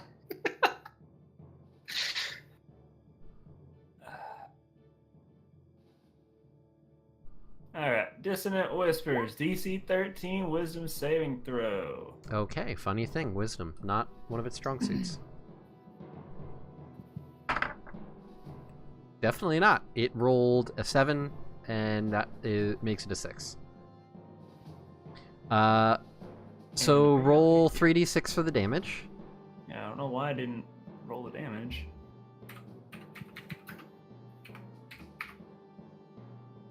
Some spells you have to like custom put it in. 9 psychic damage. Okay. It takes 9 psychic damage and has to use its reaction to move as far as its speed allows away from you. So, God. What does this spell casting look like? How do you dissonant whisper it? Okay, so it still has Shiara in its mouth, and she's. I want to know how you do the vocal part of it. I mean, not very well. It's not the same as underwater, where like you physically can't. Like you can still Yeah. talk. It's just not the most comfortable thing. You say the words, and then they're like Yeah. sand. She just puts her like so she's like in the thing's mouth, and she's like got her hands like on its like facial area, Mm-hmm. and she's just kind of like murmuring something under her breath. It's like she's literally whispering, just like this like otherworldly, just like Oh, creepy. Okay, and eyes open, like with that, the creature releases you from its grasp and starts fleeing. The creature doesn't move into obviously dangerous ground. I would consider near you guys dangerous ground. Okay, so it lets go of you. You are underneath the sand right now. Not too far down, maybe like a foot under. Oh yay! And begins swimming away, we'll say. Yay! I'm going to kick Shiara out of the group. She just scared away the one thing we were sent out to kill. It's not running away. It just has. Where to are me. you? Are you under the ground? Yes. I'm still under the ground. Okay, so that's your turn. You do still I mean, technically have your movement. Yeah, I mean, if I can do anything, like I want to try and claw out of here somehow. Make a athletics. Fuck off. All right. It's gonna be real bad. Unfortunately, Shiara, that is a lot of sand, and sand is very heavy. Yup. You are trying to move your way through the sand, but you can't move more than a couple inches. It's very difficult to move. Yup. Okay. That's it? Make a sound. Yeah, If I don't know I'll where have you like are, I can't help you. prestidigitation make like a loud noise where I'm at. I believe prestidigitation is an action. Oh, fuck off with that bullshit. Action economy, man. Gotta keep track. Use your mouth. My mouth that is filled with dirt and sand, that every time I open more gets in. Yeah, not so great. Put your hand over your mouth. It just muffles it then, you idiot. Okay, then drown. Then drown in the dirt. See if I help you. I am drowning in the dirt. Yeah, you're doing a good job. So, it is the sand shark's turn. It is going to use its movement and swim towards Zai and Estral, because you two are right next to each other. And it needs to make a separate attack against each of you.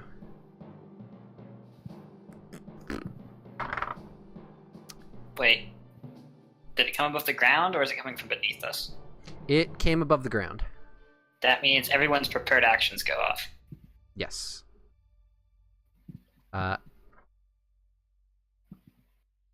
Yes. Mine's not gonna work. But Yeah, so it has to make its dex saving throw. yeah, it has crazy decks, so I guarantee it's gonna pass. But that's kind of What's the DC on that? 13. It rolled 15. Yep. Okay, so Fairy Fire, you cast it. There's a burst of purple fire. Wait. Where is it cast at? Is Shiara inside the cube? I would assume not, because Shiara is out of line of sight. Okay. And then I believe you and Estral. Oh no, because you didn't hold your action. Estral did. Yeah. So Estral is gonna get to smack it. That'll hit. I think. Yep. That will hit. Okay. Okay, nice. Alrighty then. So it is going to do its bite attack, which hits both you and Estral. Oh, it's attacking Estral? It's attacking both of you. I'm gonna use my reaction to hit him because I have Sentinel now. Does that work on an attack that targets both of you? Is it one attack that's attacking both of us, or is it Yes, multi-attack? it's one attack. Okay. The Probably attack not then. is all creatures that are in a 10-foot line in front of it. Okay, probably not then. Do you have the wording on it, just in case? Just to double I can check. pull it up. Yeah, just to make sure, because that could be important, you know?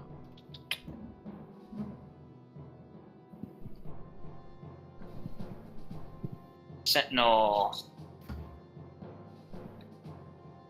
When a creature within 5 feet of you makes an attack against a target other than you. Yeah, it's targeting both of you. Okay. So against Yuzai, that is plus that. So that is a 21 to hit. Yeah. Alright, and against Estral, that is a abysmal 7. I'd Okay. rather take the damage than him. So, Zai, you take 9 piercing damage as it bites into you, and I need you to make a strength save, please. Strength save. 17. Okay, you succeed. You feel this creature as it rises above the sand and bites into your legs, but you're able to resist being pulled underneath the sand. It is still technically above the sand because it was not able to submerge with you, and it has no more movement speed. Because a certain somebody made it run the fuck away. Yay! Somebody who's still buried. Yay! Yeah, I mean, so it is surfaced right now. Ilo, it is your turn. You can see the sand shark is currently surfaced in front of Zai. Okay. So what I'm going to do is go and... So I know the path that this thing took to get to us. Kyle, you're very lucky that your stupid kobold friend, literally his past is finding shit underground. And you're very lucky that he has an enlarging dagger. So I'm going to use my enlarging dagger and then use my movement to tunnel a very large tunnel, because I'm still a tunneling creature, to trace this shark's path and see if I can find her in the loose, kicked up dirt that is the path that it took. Gotcha.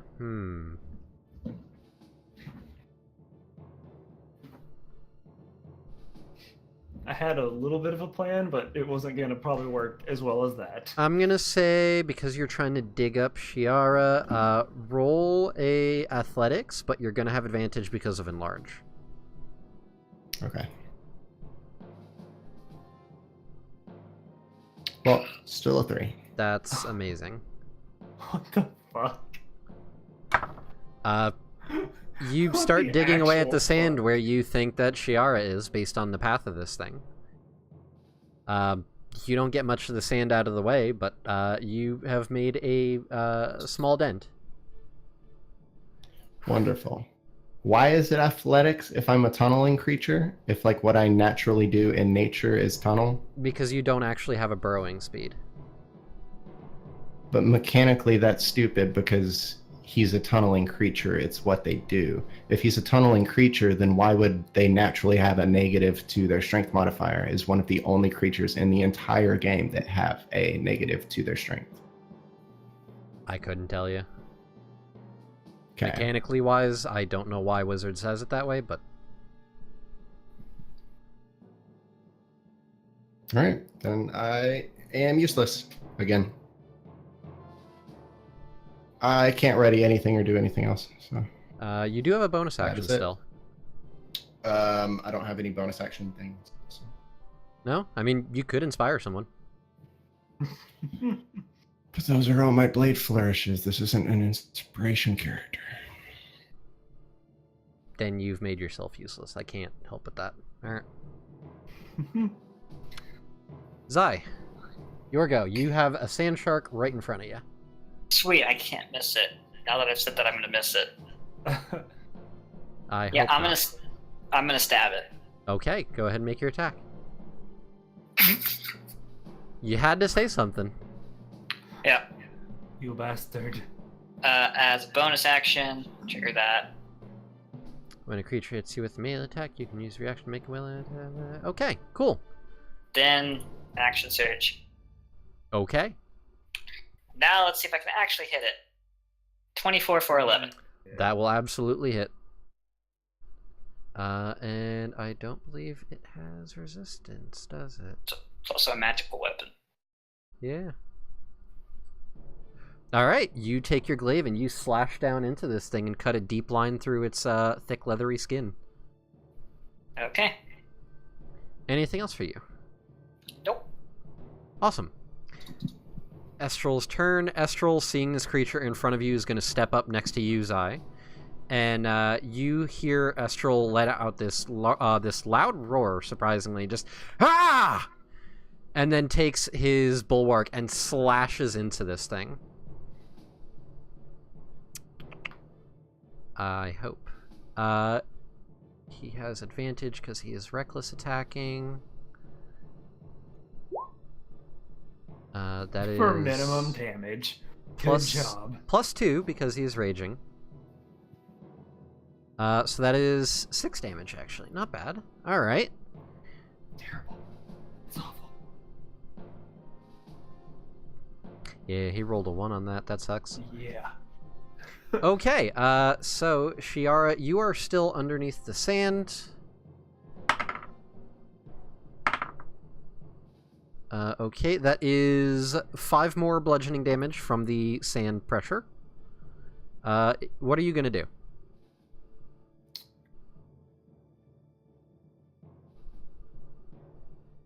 Okay. I am going to look straight up and use Eldritch Blast for a crit fail.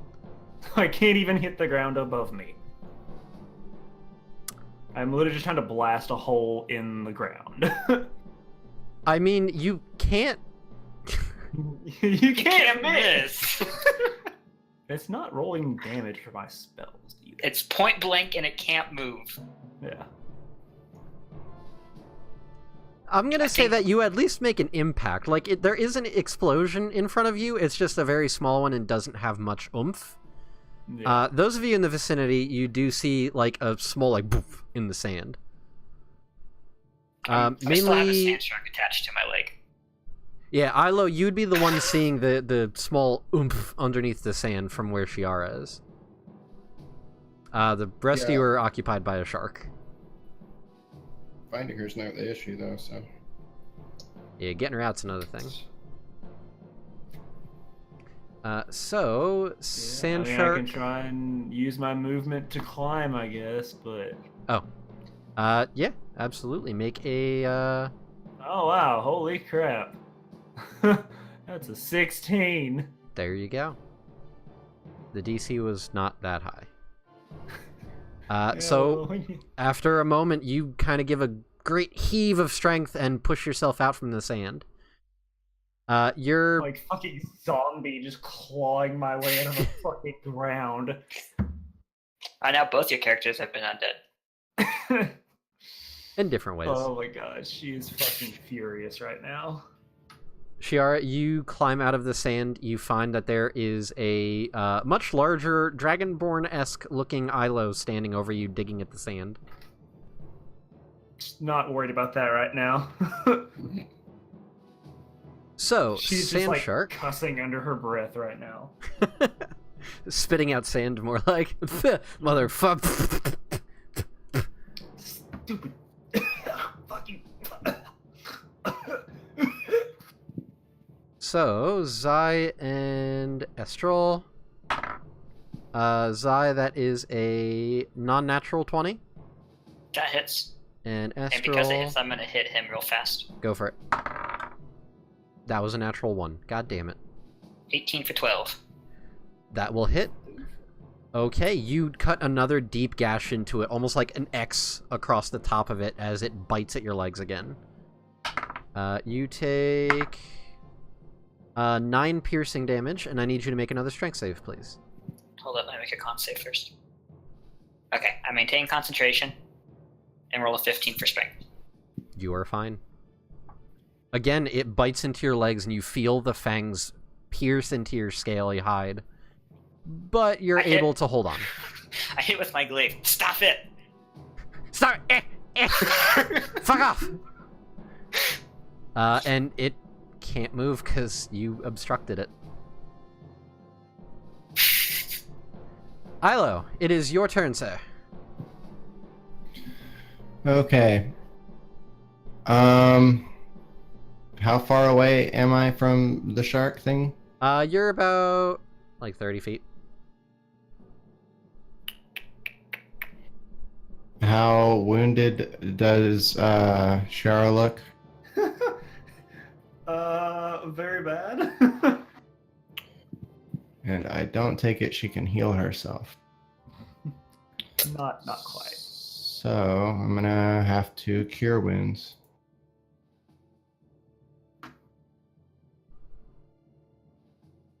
For 8. Fuck, hit roll points. 20. God damn. All these rolls have been just fucking terrible tonight. Yeah. It's been very persnickety. Okay, so Shiara, you heal for a grand total of 8 HPs. Yay. She's not gonna die next turn. Anything else? Nope. You're gonna stay back to 30 feet? Well, actually, yeah, I'll go over there. Alright, where are you positioning yourself? Right up on it, because I'm gonna try to be stabbing that very soon and get real hands-on with it. So. Okay. Zai, it is your go. The shark is stuck out of the sand in front of you. Yep, as a bonus action, I heal 12 HP. Nice. So back up to 24. Okay. And then I'm going to do some more stabbing. Or I guess slashing, I believe. 23 for 11. Damn. That hits a very deep slash into it. Get off my leg! Arr. I'm already half a pirate. I have an eyelid on my shoulder and an eye patch. I don't know why I have an eye patch, but I have one. I don't know why you have an eye patch either. I think it came with my background. Maybe? I don't know. Oh, yeah, because you're supposed to use it for, like, the dark and the light with the blacksmithing and all that. I guess. Okay, anything else? That is it. Okay, Estral is going to, again, attempt to slash at this, making a reckless attack. Better. That's 9 damage. Alright, so you see Estral standing next to you take the shield and do a very deep gash across its side with the serrated edge. And the whole time he looks like pissed. He's fuming. You can see he's like got a bit of foam coming out of his mouth. And that is it for his turn. Shiara. So Shiara having a little bit more of a pep in her step now. She is what is this? On make a ranged spell attack. Okay. She kind of like brushes herself off a little bit, and then you just see her hand rear back in this ball of green swirling energy. And it's a 13 to hit for Eldritch Blast, which probably ain't gonna do it. That's gonna miss. Why is it not putting my fucking stuff in here? Alright, don't know. well, she is gonna hurl this ball of green energy and miss. And just. And then take a few steps back. Actually, she's gonna get like 30 feet away from this thing. Now I'm gonna see why my spells are not working right. So you're going to move back another 30 feet? Yeah. Okay. I will keep that in mind. You are 60 feet away. Alright. Sand Shark, go. The Sand Shark is again going to attempt to get Zai and Astral so that it can fucking move, because you guys are blocking its path. It can't turn. It would seem not. Hey, hold on. 2. That's not terrible. Does a 15 hit your AC, Zai? No. Okay, so it actually misses you. And then it has advantage against Estral because of Reckless. That doesn't matter, that's a non-natural 20. Okay, so let's see. Estral, buddy, you are taking... that is 10 reduced to 5. And he has to make a strength save. Which he should have advantage on. Yes he does. And he succeeds. Okay. So you see this thing going to bite at you, Zai, and you kind of just knock the mouth aside, and it tries to bite into Estral. And Estral takes the brunt of the bite, and it doesn't seem to quite have the same impact it should. And he just kind of pushes it away with the shield. That is its go, because it still can't move. Ilo, you are right up on its ass. I'm going to stab it a lot. Alright, stab it a lot. And you still have your giant form going. Yes. Hey, I'm gonna try to use my attacks to flay the fin off of it. Oh, that's That nasty. sounds like a fun thing I want to do. Sure, go Make for it. shark fin soup. So the first attack is 12 damage. What do I get a second attack? Okay. That probably won't hit. You 13. do have stream dice. You have an 8, a 10, and a 12. Let me read something real quick. Yeah, in terms of yeah, stream I'll dice, you use have those a 3. I'll use a stream dice so that I can use a bardic inspiration to do some more damage to it. Which one are you using? Do I have a 6? No, you have an 8, a 10, and 12. God. Damn. I'll use an 8.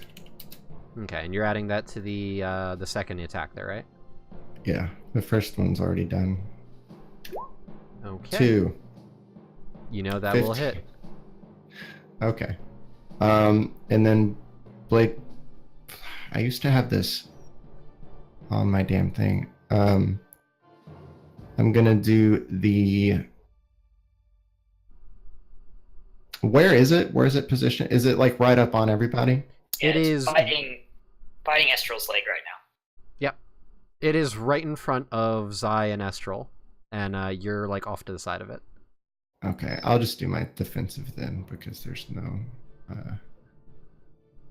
How do I roll a damn? I'm just gonna roll it manually. Adds 5 damage to the 9 damage, so 14 on the second attack. 14 plus 12. 26 total. How do you kill it? Oh shit. I flay the thing off of its back and then I stick my dagger in it and just flay it more. I flayed fish a lot if I lived on the ocean. And that you do. Whoops. You flay a whole bunch of its hide off, and it lets out a really weird kind of...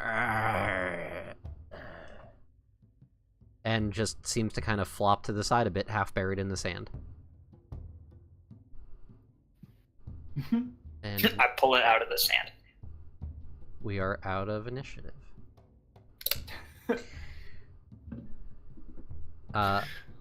Estral wordlessly just grabs it along with Uzai and just helps you hauling it out of the ground, his muscles bulging as he's pulling.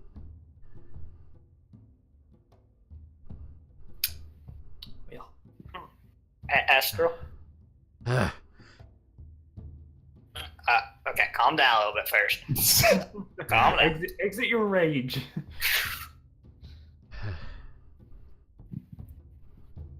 Yeah. I'm shrinking, and then I turn back to normal size. You know what? These teeth will be real good for. Necklaces.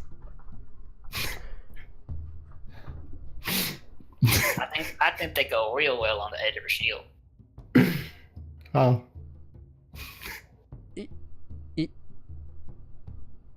You know, yeah, they would. So, how would you like that, Estral Sand Shark Slayer?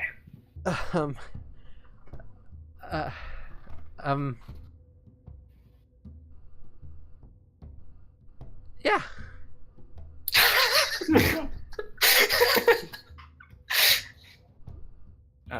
You just see Shiara come like stomping in to back to the area. Trickles Oh, of what's up, sand. Shiara? Where were you the whole time? She doesn't even say a word. She's just like her hair is a fucking disaster. Like she's covered in dirt and like her own blood at this point. Does she have She just- prestidigitation? We'll get to that. But she just Okay. stomps up into the back end of the camp, just like murmuring like things under her breath. Just comes up, looks at the thing, and just like kicks it. Just stupid. You stub your toe. Probably as she kicks it, it's like, ow, you stupid. It is a pretty tough hide. Yeah. I reach over and heal you again, and also prestidigitize you, because I don't think Ilo knows that you can do that, probably. Neil thinks that you can, because he said it before. Ilo doesn't. Well, that's the wrong button. All of a But- sudden, you really like Ilo.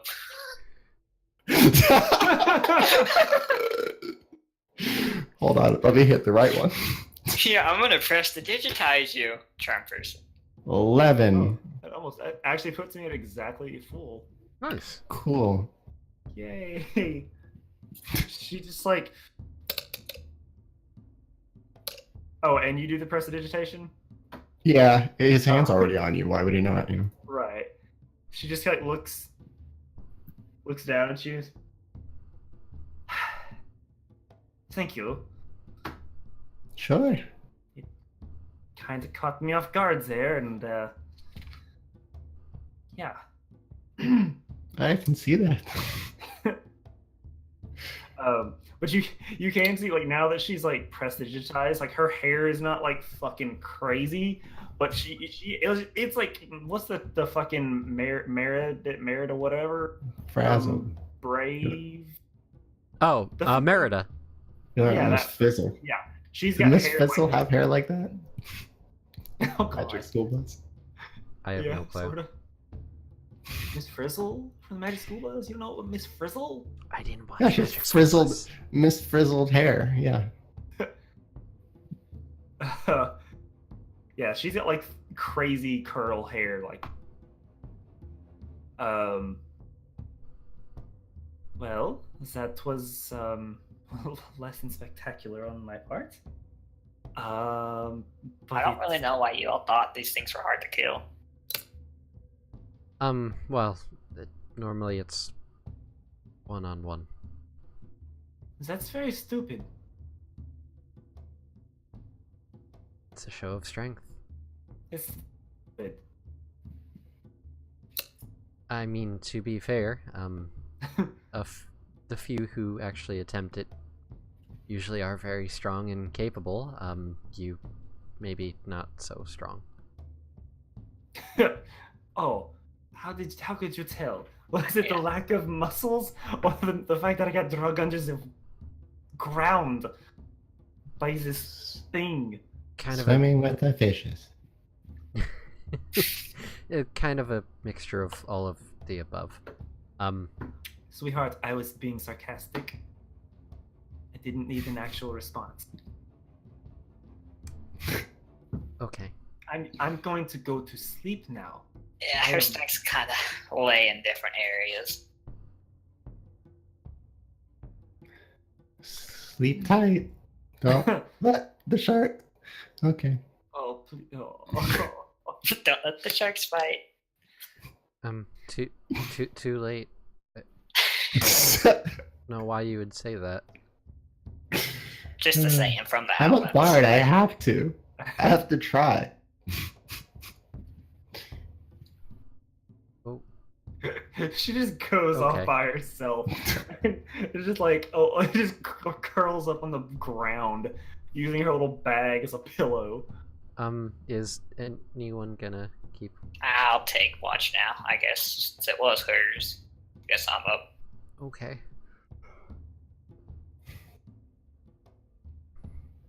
So, I'm gonna just skip through this part. And the second sand shark shows up. I was Make considering it a it.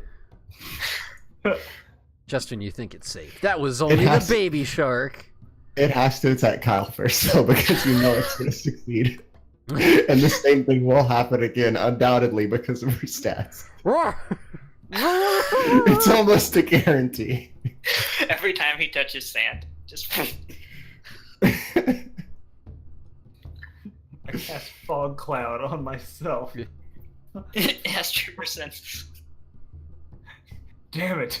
It's true. It has to. It digs underground. It does. So the rest of the night goes by uneventful, sans the odor of the slowly... During my watch, I want to skin it. Yeah, I was gonna say, there's kind of a dead corpse right there. Make me a survival check. I want to cook it on my 18. thing. Yeah, you are able to very easily cut away at the tough, leathery hide of this creature. It's a pretty thick brown leather. Almost has like a sandpaper texture to it. The underside is very thick and blubbery. While I do this, I also want to pull the teeth. I'm going to use those later. Sure. Make a separate survival for the teeth, please.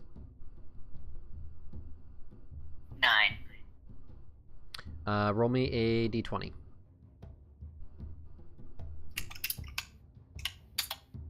8. You are able to recover 8 teeth. Okay. Mind you, these teeth are about the size of your hand. Okay. Looks at hand. Looks at hand.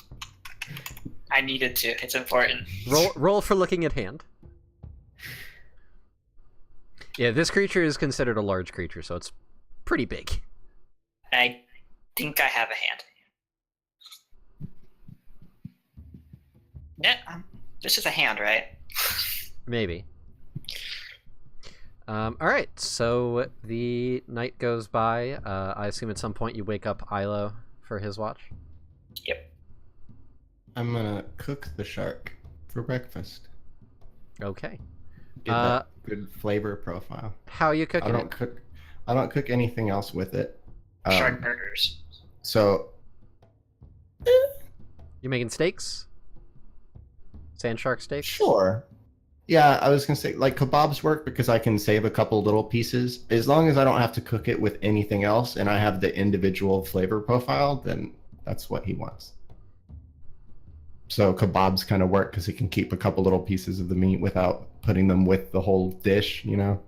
But yeah, steaks work, and plus they're easy, and I don't have anything. I don't have like a kitchen with me, so.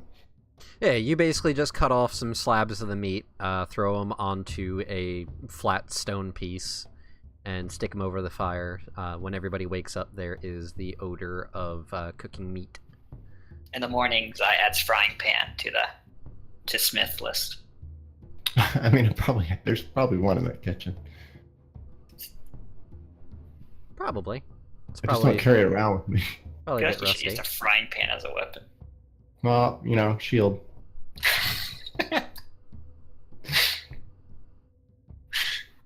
Ilo's new weapon. It's just a frying pan with sharp food to the outside. He's joining the Borgs. Amazing. No, I'm not. I don't understand them in the slightest. I'm not joining them. So, you guys wake up and have some sand shark steaks. It's a bit tough. It's a little bit gamey. Overall, though, not bad. It's not exactly the same kind of flavor that you would get out of your standard, like, cow. Yeah, I imagine it like alligator. Very similar, yes. Kind of like tough chickeny, almost, but Shiara pokes at it for a Yeah. long time before she eats it. So I just eats it. Estral is ripping into it. He, at one point, you guys actually see him go over to the shark and just start cutting into it with a dagger. And he reaches in and grabs the heart, which is roughly the size of... probably the size of Ilo's head. What's the heart for? oh, look at that. Look at what he has. Well, So good. it's for all of us. Share in the kill. I can cut it into fourths if you'd like. I don't know if the other two are really going to want to participate. What do you want? Exactly what with? I mean, they participated. They shared in the kill. What are you expecting us to do with that? Well, eat it. Without cooking it? Yeah. Or you just cook it? I mean, if you wanted, there's nothing against cooking it. I think it's just usually we just ate it. Seems like a weird thing to do is to not cook it. It's a Because heart. we all have high constitutions out here. I mean, you don't have to. It's No, look, I'm all for trying weird things, okay? Culinary guy here. Listen, it's okay. But maybe cook it. Usually we do that. So let me just do that for you, I guess, real quick. Oh, okay. If you sure. He passes over the heart to you. Okay, I cook it. Because that's what he would do. This is odd. Zai sees a broken weapon. This is not what sushi is. Zai sees a broken weapon, has to go fix it. Ilo sees uncooked food. He'll only fix that for you. I do also want to eat a piece raw because that's also a flavor profile I can work on. Okay.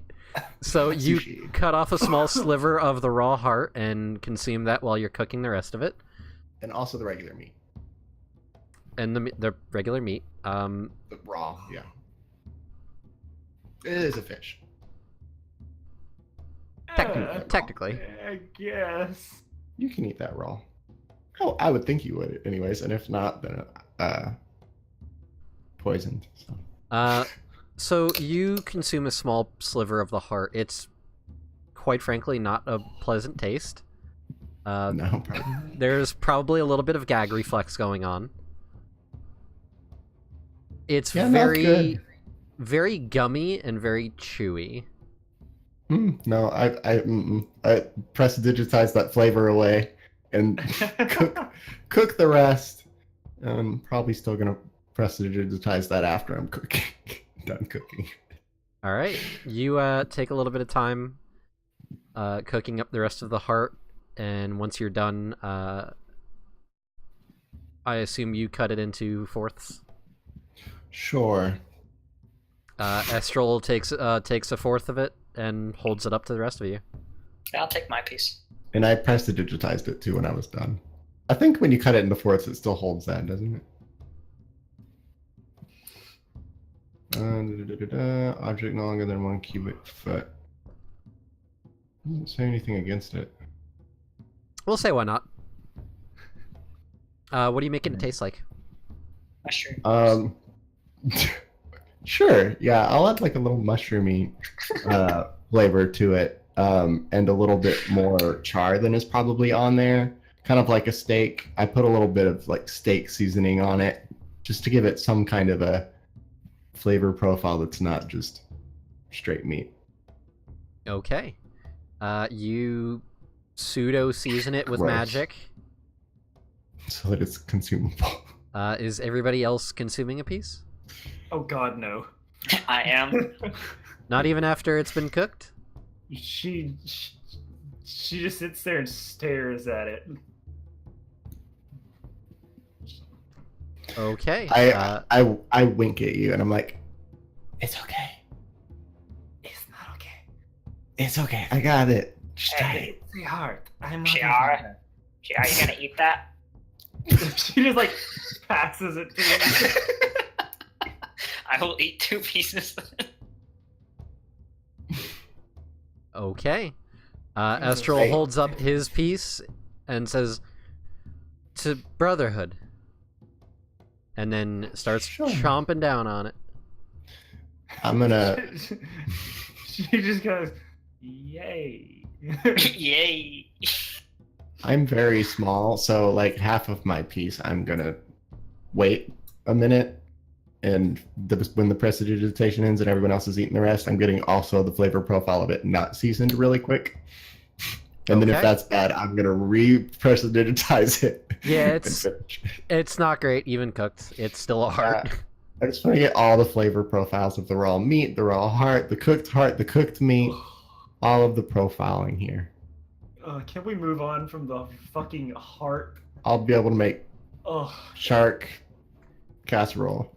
Shark I don't know what heart makes this casserole. oh. All right, so the rest of you consume your shark heart. Zai, you consume 2 pieces. All right, I'm taking that fin. That's mine now. Sure. Yeah, you cut it off, so it was sitting there in the sand. You can add to your inventory sand shark fin. Right. Make some, It's not make some gonna soup be- out of that. Yeah, I was gonna say it's not gonna be good by the time I get back there to make soup out of it, but whatever. I'll make a black for the kitchen or something. All right. With that, you all pack up camp and I assume head back to the keep. Yep, that took way shorter than expected. We were gone a day.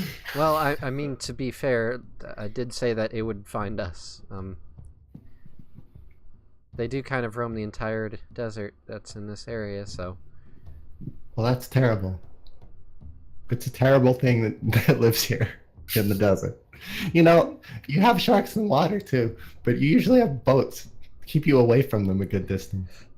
We don't have That's the unfortunate part. Yeah. any boats or anything on sand.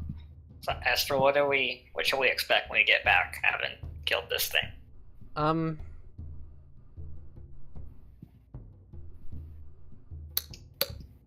I don't know.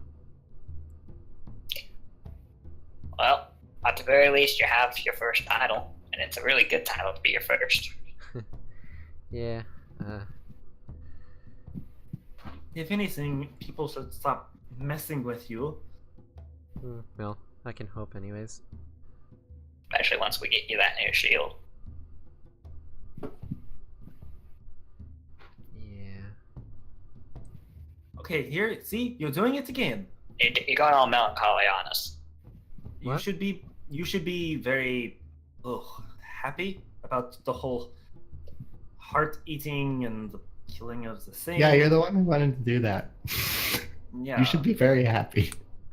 But whatever he keeps bringing up doing this thing, you go all mopey dopey on us. Either stop that or say something. I am in no mood for these games right now. Shiara, make an intimidation check. Oh fuck, I'm good at that. It's charisma. You No, know. you're I'm so good at that. Oh, it's a good thing you have Literally good my decks. best skill, and I fucking nat won it. Yes, you did. Holy shit. Beautiful. God damn Um, it. Fuck off, Roll20. This whole fucking night has been shit. You just see Estral give you this dark look, Shiara, and then he just turns around and walks ahead of the group. Oh. Oh, you want to give me a dark look? Oh, big scary. Man, Shiara's an asshole. Astro. He's not saying anything. I walk up towards him. Till we're like walking side by side again. He still doesn't say anything. He's not, like, picking up the pace ahead of you, he's just walking. If you don't want that shield, then you don't have to take it. It was just an offer. I don't mean any disrespect or anything if that's what you're getting from it.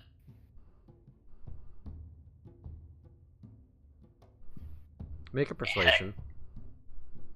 Heck, if you want, I'll even show you how so you can do it yourself. Persuasion.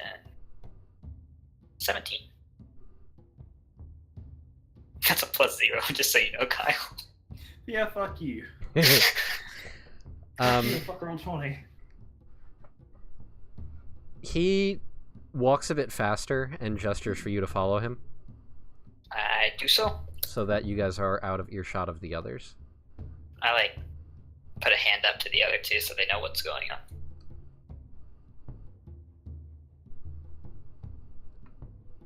Well, I guess we're going to wait back here until they talk. It's not the shield that's the issue. My problem is that I think we were set up for failure, is just... What do you mean by that? I don't think they expected us to survive that encounter. I have to tell you, that shark was a lot easier than a crap we found in the keep. And I'm starting to believe it. But they sent me along as well, so they didn't want me, I guess. They were hoping I would die with you. If you remember, they weren't going to send anybody. I'm the one that suggested you come with us. Figured you could use a title. They could have said no. I could have. I would have argued. Easier just to go along with it.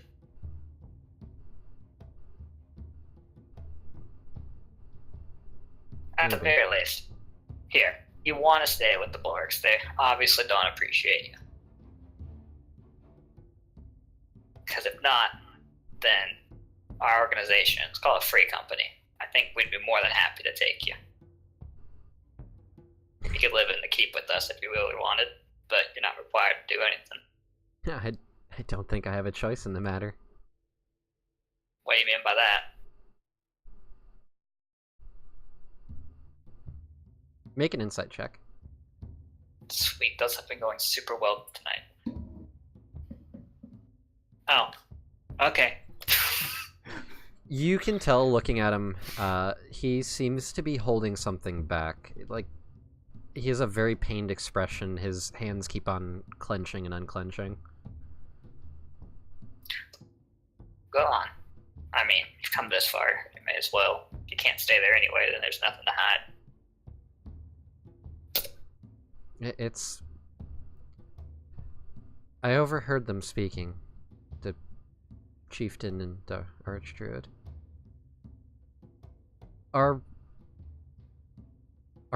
laws were put in place for a different reason than we were raised to believe.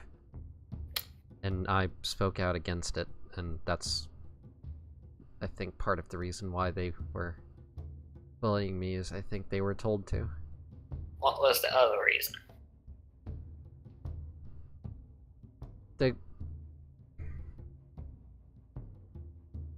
The tribes made a pact with the people that ruled the keep when it was a thing thousands of years ago, and from what I heard of the chief and archdruid saying,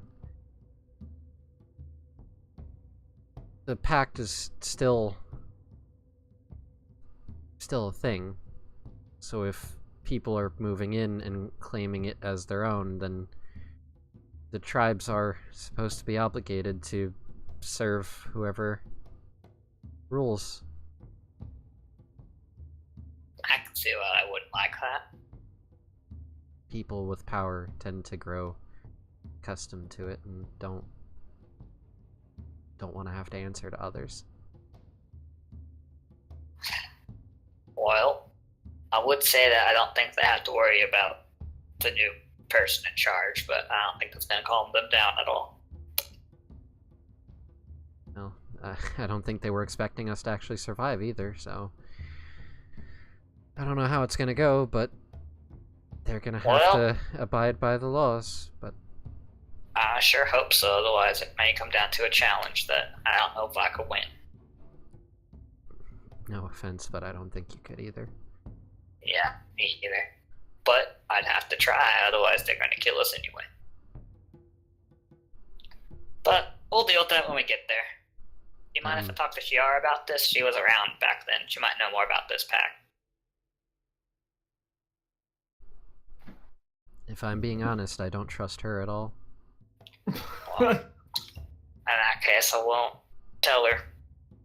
She strikes me as one who does not understand tradition. I have to say that I myself understand it, but don't really respect it as much as you Borgs do. Well, you at least honor it when it is necessary. But again, something we'll have to deal with in the future. Hopefully you can trust her eventually. She hasn't betrayed us, she's helped us. Maybe she'll grow on you. But as I said earlier, that position in the Free Company is still open if you don't want to be there. Well, if all things go well, then it may be that I'm living in the keep regardless. Although I don't know where we will actually set up if that were the case. Well, there's kind of a whole city that's empty. That there is. This is going to be interesting. I just hope we live to see the end of it. As do I.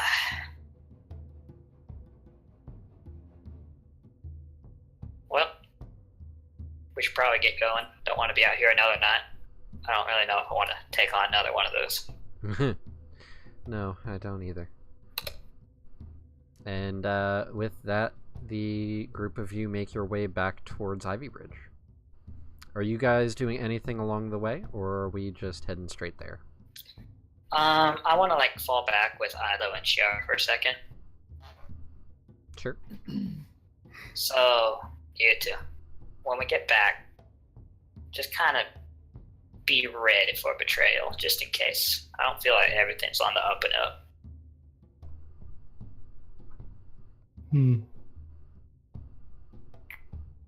How much do you weigh? Me? No, Shara. You're not supposed to ask a lady her weight, right? Well, if it saves your life, then To be fair, I'm barely Can pushing you think- 100 pounds. yeah, you can carry the both of us, and I can do the invisible thing again, and it will just go away. Worst case scenario, pick her up. Got it. Anything you're carrying when you're invisible, it's invisible. Yep. As you and I discovered, is I cast invisibility on you, and we both ran. We got. I can produce, say, clouds of fog as well to hinder their sight of us if whatever happens. Well, not saying it's going to happen, but just something to be prepared for so it doesn't catch you flat-footed. Right. I take it that the young ones there is expecting things to go wrong. Without really saying that he told me anything, I just kind of give a non-committal, shrug-ish type thing. It's a very strange thing to wake up thousands of years later to see your home destroyed. And it's another weird thing to then be told you cannot return to your home. This is a very strange couple of days. I imagine it's going to take a little bit of acclimate.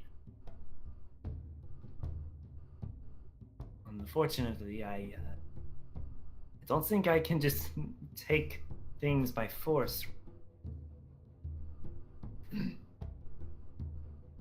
probably not. Hey, you idiot. Nope. Damn cat. Meow. That's just him talking to his bound demon. This character does not have any companion of any sort. Nope. So, it takes you guys about 8 hours to get back to the keep. As you approach, you can see that the Tribe of the Bulwark is currently camped out along the base of the bluff. You can see that there are already some hastily erected tents. There are several scattered campfires where there are pots of what smells, to Ilo's nose anyways, as stew that is being made. His last title was Iron Drake Slayer? Armored Drake Slayer. Armor Drake Slayer. Okay. Well, as we approach the camp, I just kind of want to look to the closest person. I need to see the Armor Drake Slayer. Nearby, there is a tribesman, a half-orc, dressed in simple hide armor that is covering up half of his chest. Typical serrated shield on his back, looking better than the one that God, why do I keep forgetting his name? Estral was wielding. And he just kind of gives you a look and is like, hey, he's gonna be up top here. I'll take you to him. Kind of gives you a side look and then starts leading you up the bluff a little bit. I will follow. So you follow him up, and you can see that there is a two sets of tents that have been erected next to each other. One of them appears to have been made from the hide of some sort of striped creature, or several of them that was stitched together. Looks to be some sort of yellow and gray stripes. Next to that, there is a slightly smaller tent that seems to be made of what looks to be deer hide. That are both set up, and as you approach, the half-orc holds up a hand to you guys and knocks on one of the poles for the big yellow and gray one. He sticks his head in for a second. You hear hushed grumbling, and after a moment, you see the chieftain come out. And he raises his chin up as he strides towards you. Umbita. I'll bring the remains of the sand shark and a witness to prove it. He looks at Estral, looks him up and down. Well, you brought the witness anyways. Where's the rest of your proof? I reach into my bag and pull out a tooth and the skin. And I'm literally wearing one of its fins on my back. It's the size of your body, Ilo. It's very unwieldy, and it looks hilarious. I look like an anime character. That's why he couldn't walk the whole way back. You look like a pug wearing a shark outfit, essentially. Best pug. Amazing. He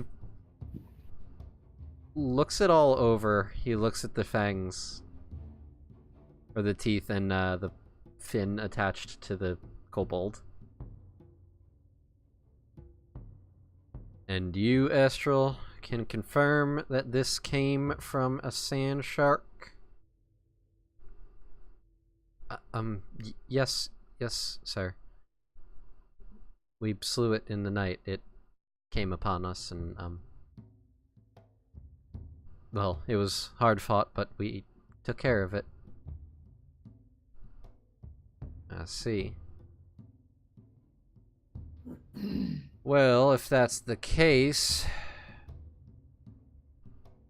I suggest the four of you stick around and get settled for a little bit. I'll be visiting you shortly. I need to be having a talk with my druid.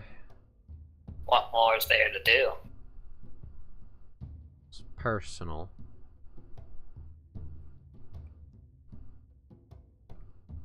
I'll be in touch.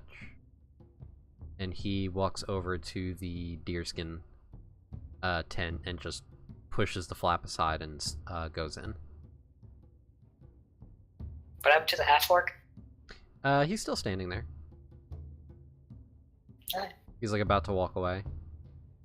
Okay. You're not stopping him? No, please leave. Okay. He walks away. He goes back to his post at the base of the bluff. I will now go stand next to the deer tent. Okay. Make a stealth check. I will attempt to be stealthy, but at the same time, I don't super care. You could send your sneaky friend to spy on them. I like walk over. Okay, fine. Here's what's gonna happen.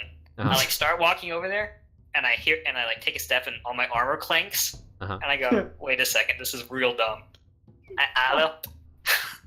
How do you feel about eavesdropping? Hold on.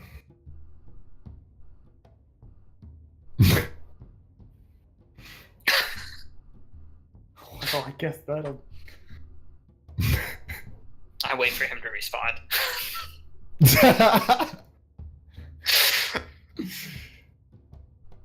And where are you casting that? Nowhere. That's not being cast. Like That would defeat the purpose. Anything. That was the joke. But you can't hear them. It was a joke. Yeah, that's fine. I'm picking him up and put him in the ground. I'm actually casting invisibility on myself, and I'm gonna scamper over and sneak around. Okay. Make a stealth check with advantage. Wonderful. That was disadvantage, but I literally have advantage clicked. I'm looking at it right now. Well, Fuck. It still says disadvantage. The first one I have was a 19 +8. plus 8. Yeah, so that was a 27 because the advantage and whatever. I'm literally looking at where it says advantage on the roll. I don't understand what it's. Are you Is wearing my armor? Scale mail lightning resistance. That's why. okay, so you're just normal, so it's still a 27. Yep. And the first one was a 19. Yeah, so it's 27 total. Yeah, you are stealthy as fuck as you sneak up to the tent. And you're listening in? Yep. Alright, make a perception check. Oh, good. As they are talking in hushed whispers. I'm gonna. What do I have to do to do that? Do I think I could do Bardic Inspiration on myself without giving away my cover? I don't think you can Bardic Inspiration yourself. Can you not? Mm-mm. Other than yourself? Okay, yeah, sure. All right. Only Perception, then. I think one of the colleges lets you do it. Okay. It's just confusing because like my blade flourishes benefit me, so I don't really think of that being. Yeah. The fuck. Oh my god! Fuck this. Roll 20. Eat my Amazing. ass. He super sneaks over there and then just walks back because he can't hear anything. They're talking super quiet. Can I go in the tent? You can. I think they'd see you with a 27. They'd see me with a 27 with invisibility on? Oh, forgot you have invisibility.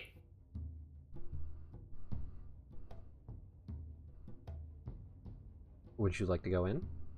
Yeah, I might as well.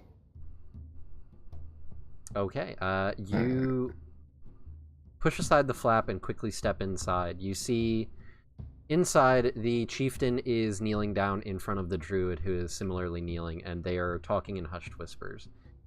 They both stop and look where you are as the flap is pushed aside. What can I do with... Okay, I can't do anything. I just stand very still. They wait a moment, and you hear them say, "Must have been just the wind." I was gonna literally make a wind noise, but I had to read whether I could cast prestidigitation or not. Cannot! No, that would have broken the invisibility. That would have been funny, though.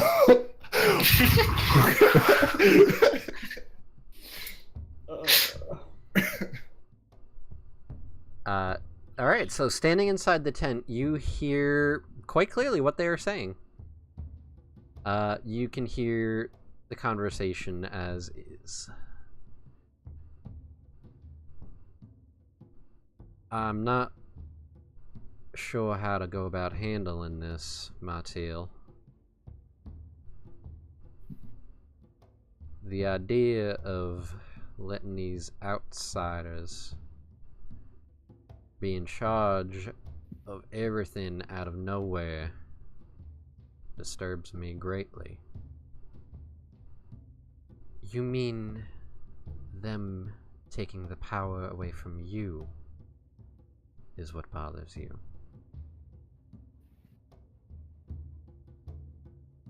You know that's not what I mean. Well, I think that is exactly what you mean. Then I understand. What else can we do? We have tried everything to keep them from being able to invoke the pacts, but they have faced the challenge and succeeded. I do not know what else we can do.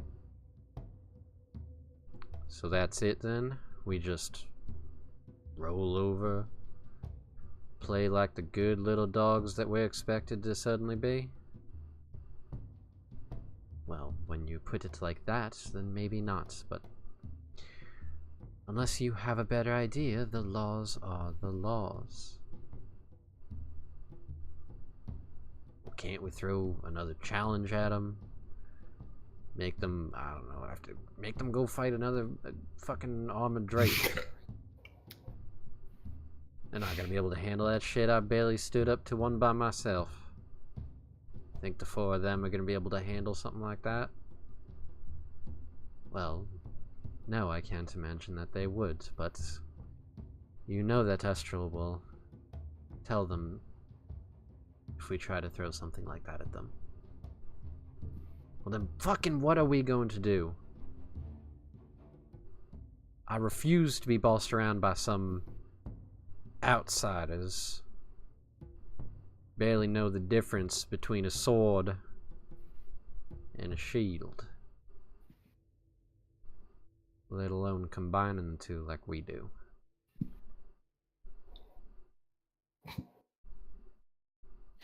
Are you laughing in the background, Isla? No, of course. Okay. Hyla's not a swordsman. He has no reason to laugh at that. That's funny to me. See, I'm keep laughing at the whole outsider thing. I'm like, I'm not an outsider. Neither am I. Plus, I can make a shield and a sword. I know the difference. These guys invented the wheel with this weapon, guys. Let me tell you. These guys don't know swords from sword shields. Fuck them. Well.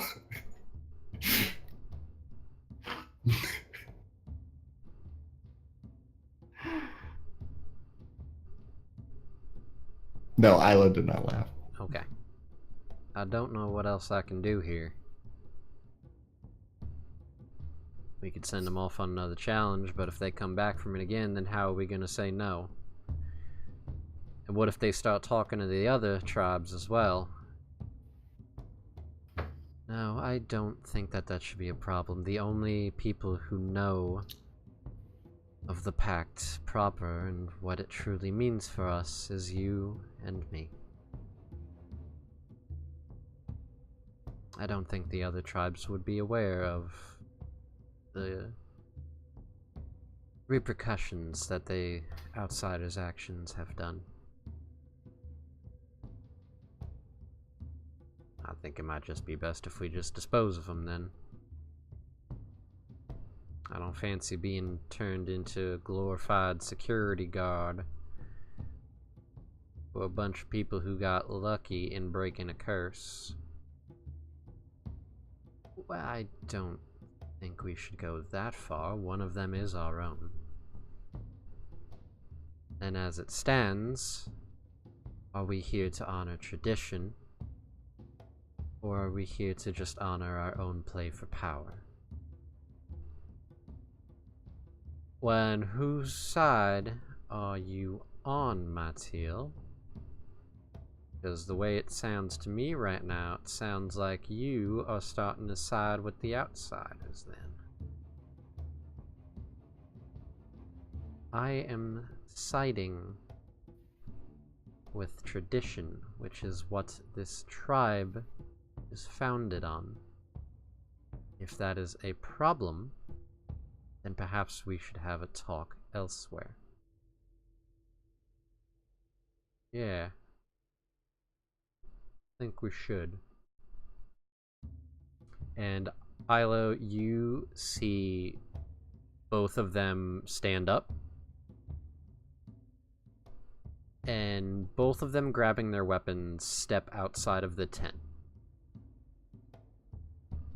What do you Okay, do? as soon as they step out, before the flap closes, I'm following behind them and I scamper over to where everyone else is. Okay. And I climb up to Zai's shoulders and... God, how long does this last? An hour. I'm trying to figure out a way to... Is there anyone behind Zai at the moment that would see me if I became uninvisible on his back? The only people that would see you currently are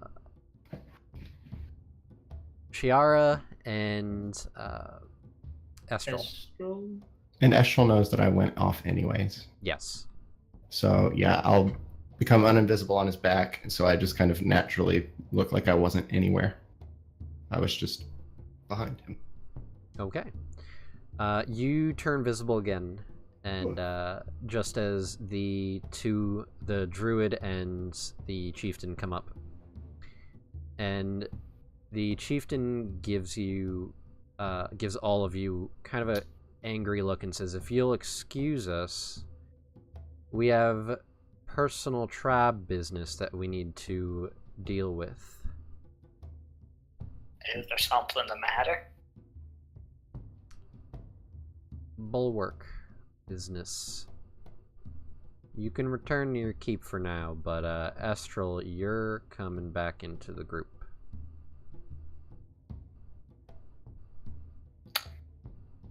Estral. Actually, I'm not quite done with Estral. I think he needs to come with me for a little bit.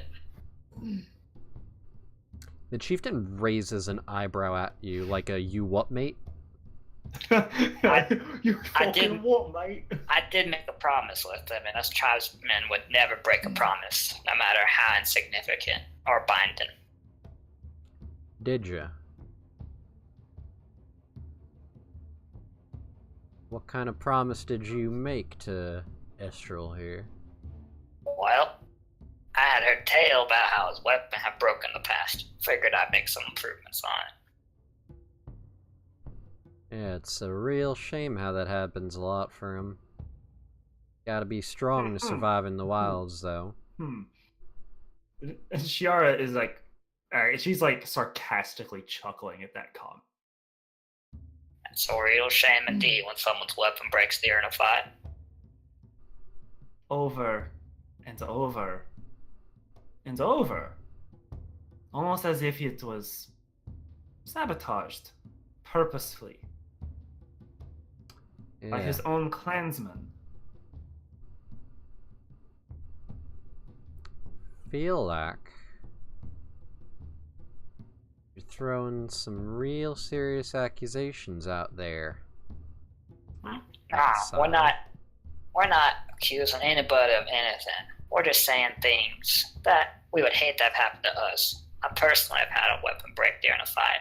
Saying things that are very often a good way to find your end real quick around here. Catch my meaning. I feel like that's really a threat at us after you'd already assured us our safety.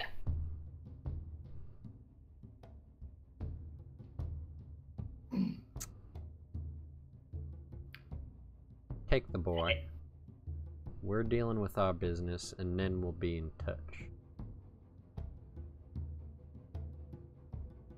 I turn and leave.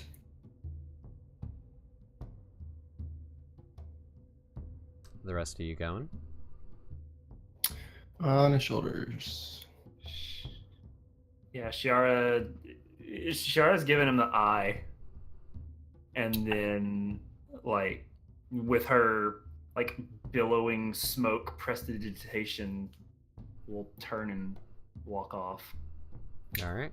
And I think she stops like one time, like as they're walking off, and she stops and turns and says, "And once again, I'm going to tell you, out of no disrespect, I am not an outsider here. This was my home." And she'll turn and keep walking. I turn to Astral, give like a significant look, like, come on. He slowly follows you, looking back every once in a while. Shiara's like whispering, "Don't look back, don't look back, that makes you look weak. Don't look back, just walk, be cool." Oh. Why? I'm not listening to you. I'm not listening to you. She does have a point, though. Just once we get past the gate, I'll explain. Oh, okay. Okay. And he follows you guys through the gate, and is anybody looking back, or just Astral? I think it's just us. Of course he's looking back. Okay. You guys go back through the main gate and into the front central courtyard. As soon as we're on the other side, Ilo's like, the druid is on the side of tradition. They're going to fight. Is that good or a bad thing? It's good for us. The druid says that tradition would be to adhere to the code and listen to us. The chieftain, like Esther said, doesn't want to lose his power. The druid called him out on it. Now they're fighting. If the druid wins, we're good. If he doesn't, less good. They will kill us if the druid loses. This is all about that guy. There's a big guy. The big one, the asshole. No, the druid is fine. The druid is Right. at least on our side. All this is about him losing power because he thinks that you all will take charge of everything. He's not going to listen to us. He refuses. I mean, I am not a part of this free company, but I don't feel like you all are here to just take control of everything. He doesn't want to lose power. He's not going to bow to anyone. Why would... The code means that he would have to, and so he's not going to. He will kill us if he loses, or if he wins. If he loses and the druid wins, we're fine. I mean, I feel like this is a very, well, I've been proven wrong with common sense at times, but it seems like this would be an easy fix. He wouldn't lose power in his tribe. You're not gonna be able to convince him of that, though. It's very silly. I mean, not unless you're very, very, very, very convincing. I think we may end up having to be very, very convincing with an army at our back. Can I do... What we need to do is make sure the druid wins that fight right now. Because if he loses, they'll kill us today. But if Problem is if we interfere, then they're gonna just kill him anyway, and it won't matter. Exactly. I could can I do cast a him- history check to see if I remember the tribes back in the day, if they were like always this fucking stubborn and ornery, or is it like is this guy being like way out of line? Also, Shiara, Go for it.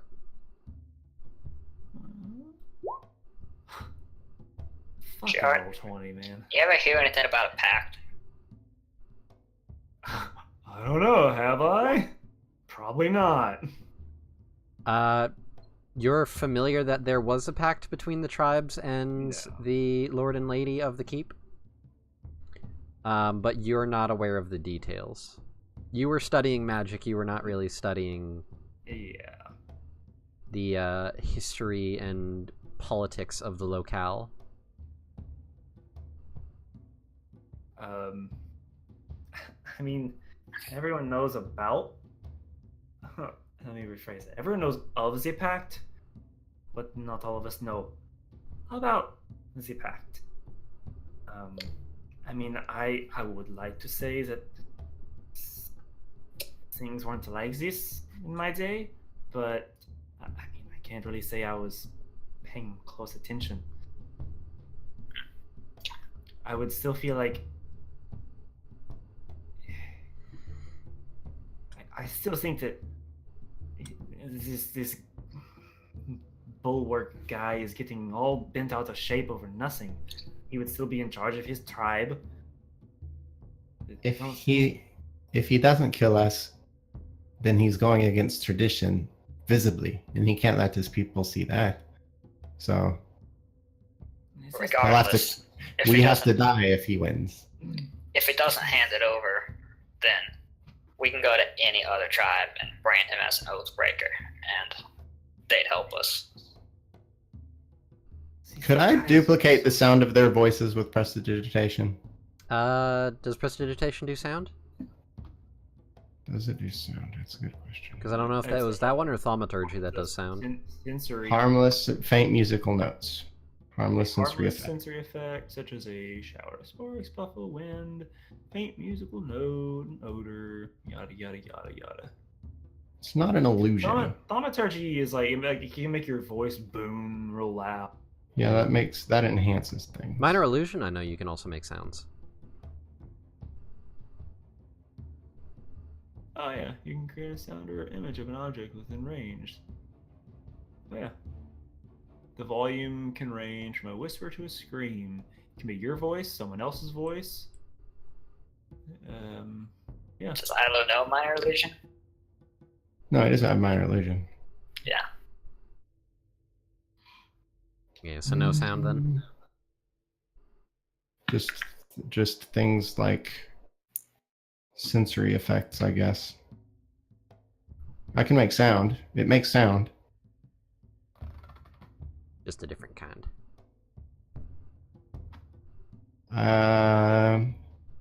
The only thing I can think of is if I cast invisibility on you, and then I rode your shoulders and we went over there to try to help the druid win. I mean, I can. Shiara kind of goes. I could put a small curse on the big guy. Any way to detect that? I'm sorry. Is there any way to detect that? If I did dissonant whispers, they'd only know if they heard me. They would have to hear you. No, the druid. I'm not worried about the one I'm attacking hearing me. I mean, to my knowledge, I don't think they would know that anything has been cast on them. Because there's no save. I And can you do it from a distance? I can do it from a distant range. What were you gonna say, Estro? I don't think it's a good idea to interfere at all. Do you think there's any chance at all of the druid winning? Honestly, probably not. So, really seems like they're gonna come try to kill us after this, so... They absolutely will. He is not going to listen to us, and he is not going to betray his code, which means when we're dead, he doesn't have to worry about any of this issue anymore. He wanted to come and kill us now. The druid wanted to adhere to what they should do, which is listen to us, but Is this code to talk about the same pact thing that we'd heard of?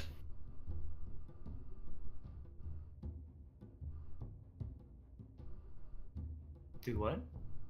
Is this code thing you keep talking about the pact that we know of? I don't know. The code, right? The Yeah, things that it's they're fucking rules. Yes. Is code and the pact the same thing? Is that what you mean? Yeah. The thing that says that they have to listen to us now. Yeah. They don't want to do that. Well, the druid does. Okay. The druid will play along. The other guy is not going to listen to us. He refuses. Which means the only solution is for him to kill us. I really hope that if he's not going to betray the pact, then if we ever mention that we know the pact, then they won't be able to kill us because that would be going against it, maybe? I don't know. Well, if we had a way to tell all of the people about this and make them believe us, then they would turn against the guy, the not druid guy. Estrel, this is your tribe. Do you have any ideas? I can't imagine that an entire tribe would be going for something like this. I mean, if you can publicly make it where the chief is on the spot, he would have to follow the tradition or nobody would follow him. No one would listen. There were plenty of witnesses that heard. I have a plan. Plan is we stand in the middle of the whole freaking camp and say something along the lines of I invoke the pact. And then see what happens. After we say that, he can't just say no. He can't just kill us.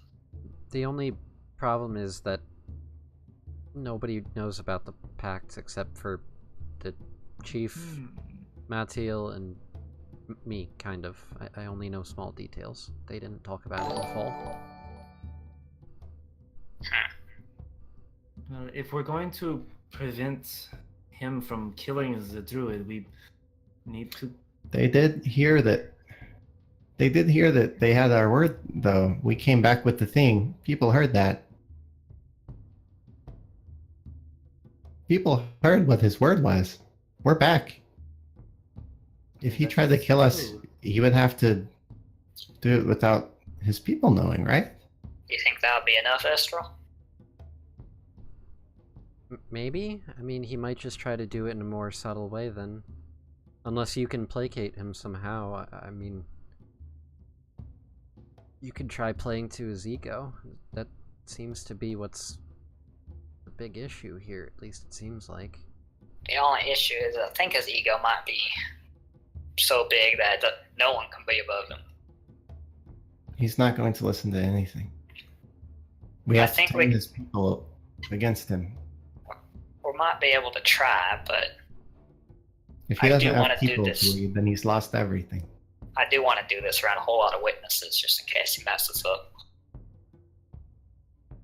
If he overtly tries to kill us without any kind of challenge or anything, that would definitely be against then we need to be around all of their people right now. We cannot be over here. Yeah, I guess we're going back down. Then what about the druid?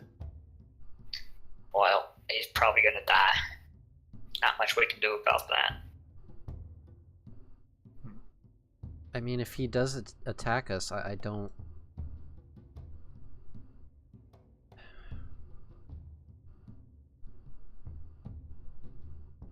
If he attacks us without invoking a challenge, then any of us can fight him, and I can't imagine that any of the rest of the tribe will actually interfere. I have a feeling that they'd most likely stand aside and see who came out victorious first. What if what we did was do it public by calling him out in front of everybody and letting everyone know that we overheard the conversation, coming clean on that? Then it comes down to who do they believe, us or them? And they're definitely going to believe him because well, we would have the druid. Strangers. We would also have the druid's word. I'm sure the druid's probably dead by this point. Maybe not. If if they're doing an official challenge, then they have to set up the ring. They have to make sure that there are witnesses, and I imagine for something like this, they're probably going to want the whole tribe observing. Well, Do you in that think case, the druid would side with us if we were to say that we purposefully listened to the conversation? I can't say that I know him well enough to know an answer for that. Considering that he's being challenged by the chieftain, he very well might consider you a better option than the chief right now. well, this sounds like it's our best chance. Better give it a shot before it's too late. We have to figure out how to get the people to turn against him so that he has nothing to fight for in the first place. And then the people choose the druid. Right? And then he would be cast away We could try. for not following the code. We don't have to say that we overheard the conversation or anything. We could just state things how they are. And I think the druid would side with us well enough. That's what he's going to fight for right now, actually. So I think he would side with us, even if we just said that we think that this is what they're doing. Worth a shot. Okay. I can't do anything on my own, so I mean, I'm following your lead here. I guess that's good time as any to head out then. Okay. With that, we are going to call it quits for the night. We went over by quite a bit. But we were kind of in the heat of the moment, so. Alright, so let's real quick go around, find out where we can find everyone online and what their favorite part of tonight was, and then we'll call it quits until hopefully next Sunday, assuming that I'm not stuck in a fucking hotel or something. So, Kyle. Oh, you can find me on Twitter at RageQuitKyle. And my favorite part of tonight is kind of digging into my is not almost dying already, and just trying to figure out how to play this new character. That one time you rolled a decent roll. Yeah, the one time I rolled a decent roll. That one time. Literally the one time. Yep. Alright, and Neil. You can find me on Twitter at Bardic Martin. I ate a shark. You did. You even ate a shark heart. Yeah, Sure fuck did. y'all with that eating the shark heart shit. Nom Was nom. nope, no way, no how. And Onyx. Yeah, Onyx, you can find me on Twitter at OnyxQWE. And my favorite part was talking to people. I really enjoy talking to NPCs. Okay. Alright, as for myself, you can find me on Twitter at arch_DND. You can also find me running the Lucky Die podcast Twitter, which is at TLDpod. Yeah. If you're not listening to Lucky Die podcast, what are you doing? Go listen to it right now. Especially because new episode comes out tomorrow. Yay. My favorite part was... I don't know, I kind of like the idea being able to explore some of the cultural differences that the tribes and the Freelands have. Especially because it seems to be a cultural shock for the rest of your characters, except for Zai. Which is quite amusing. Alright, so with all that being said, thank you to everybody for watching. Thank you to those of you watching on YouTubes. As always, this stuff gets uploaded a day after live airing on my YouTubes. I still need to put that down in the bio. I keep forgetting. I'll get to it eventually. Alright, thank you for watching, and bye! Meh. Neil. Wave bye, Neil. Neil, stop being rude. Say goodbye. Bye. Amazing.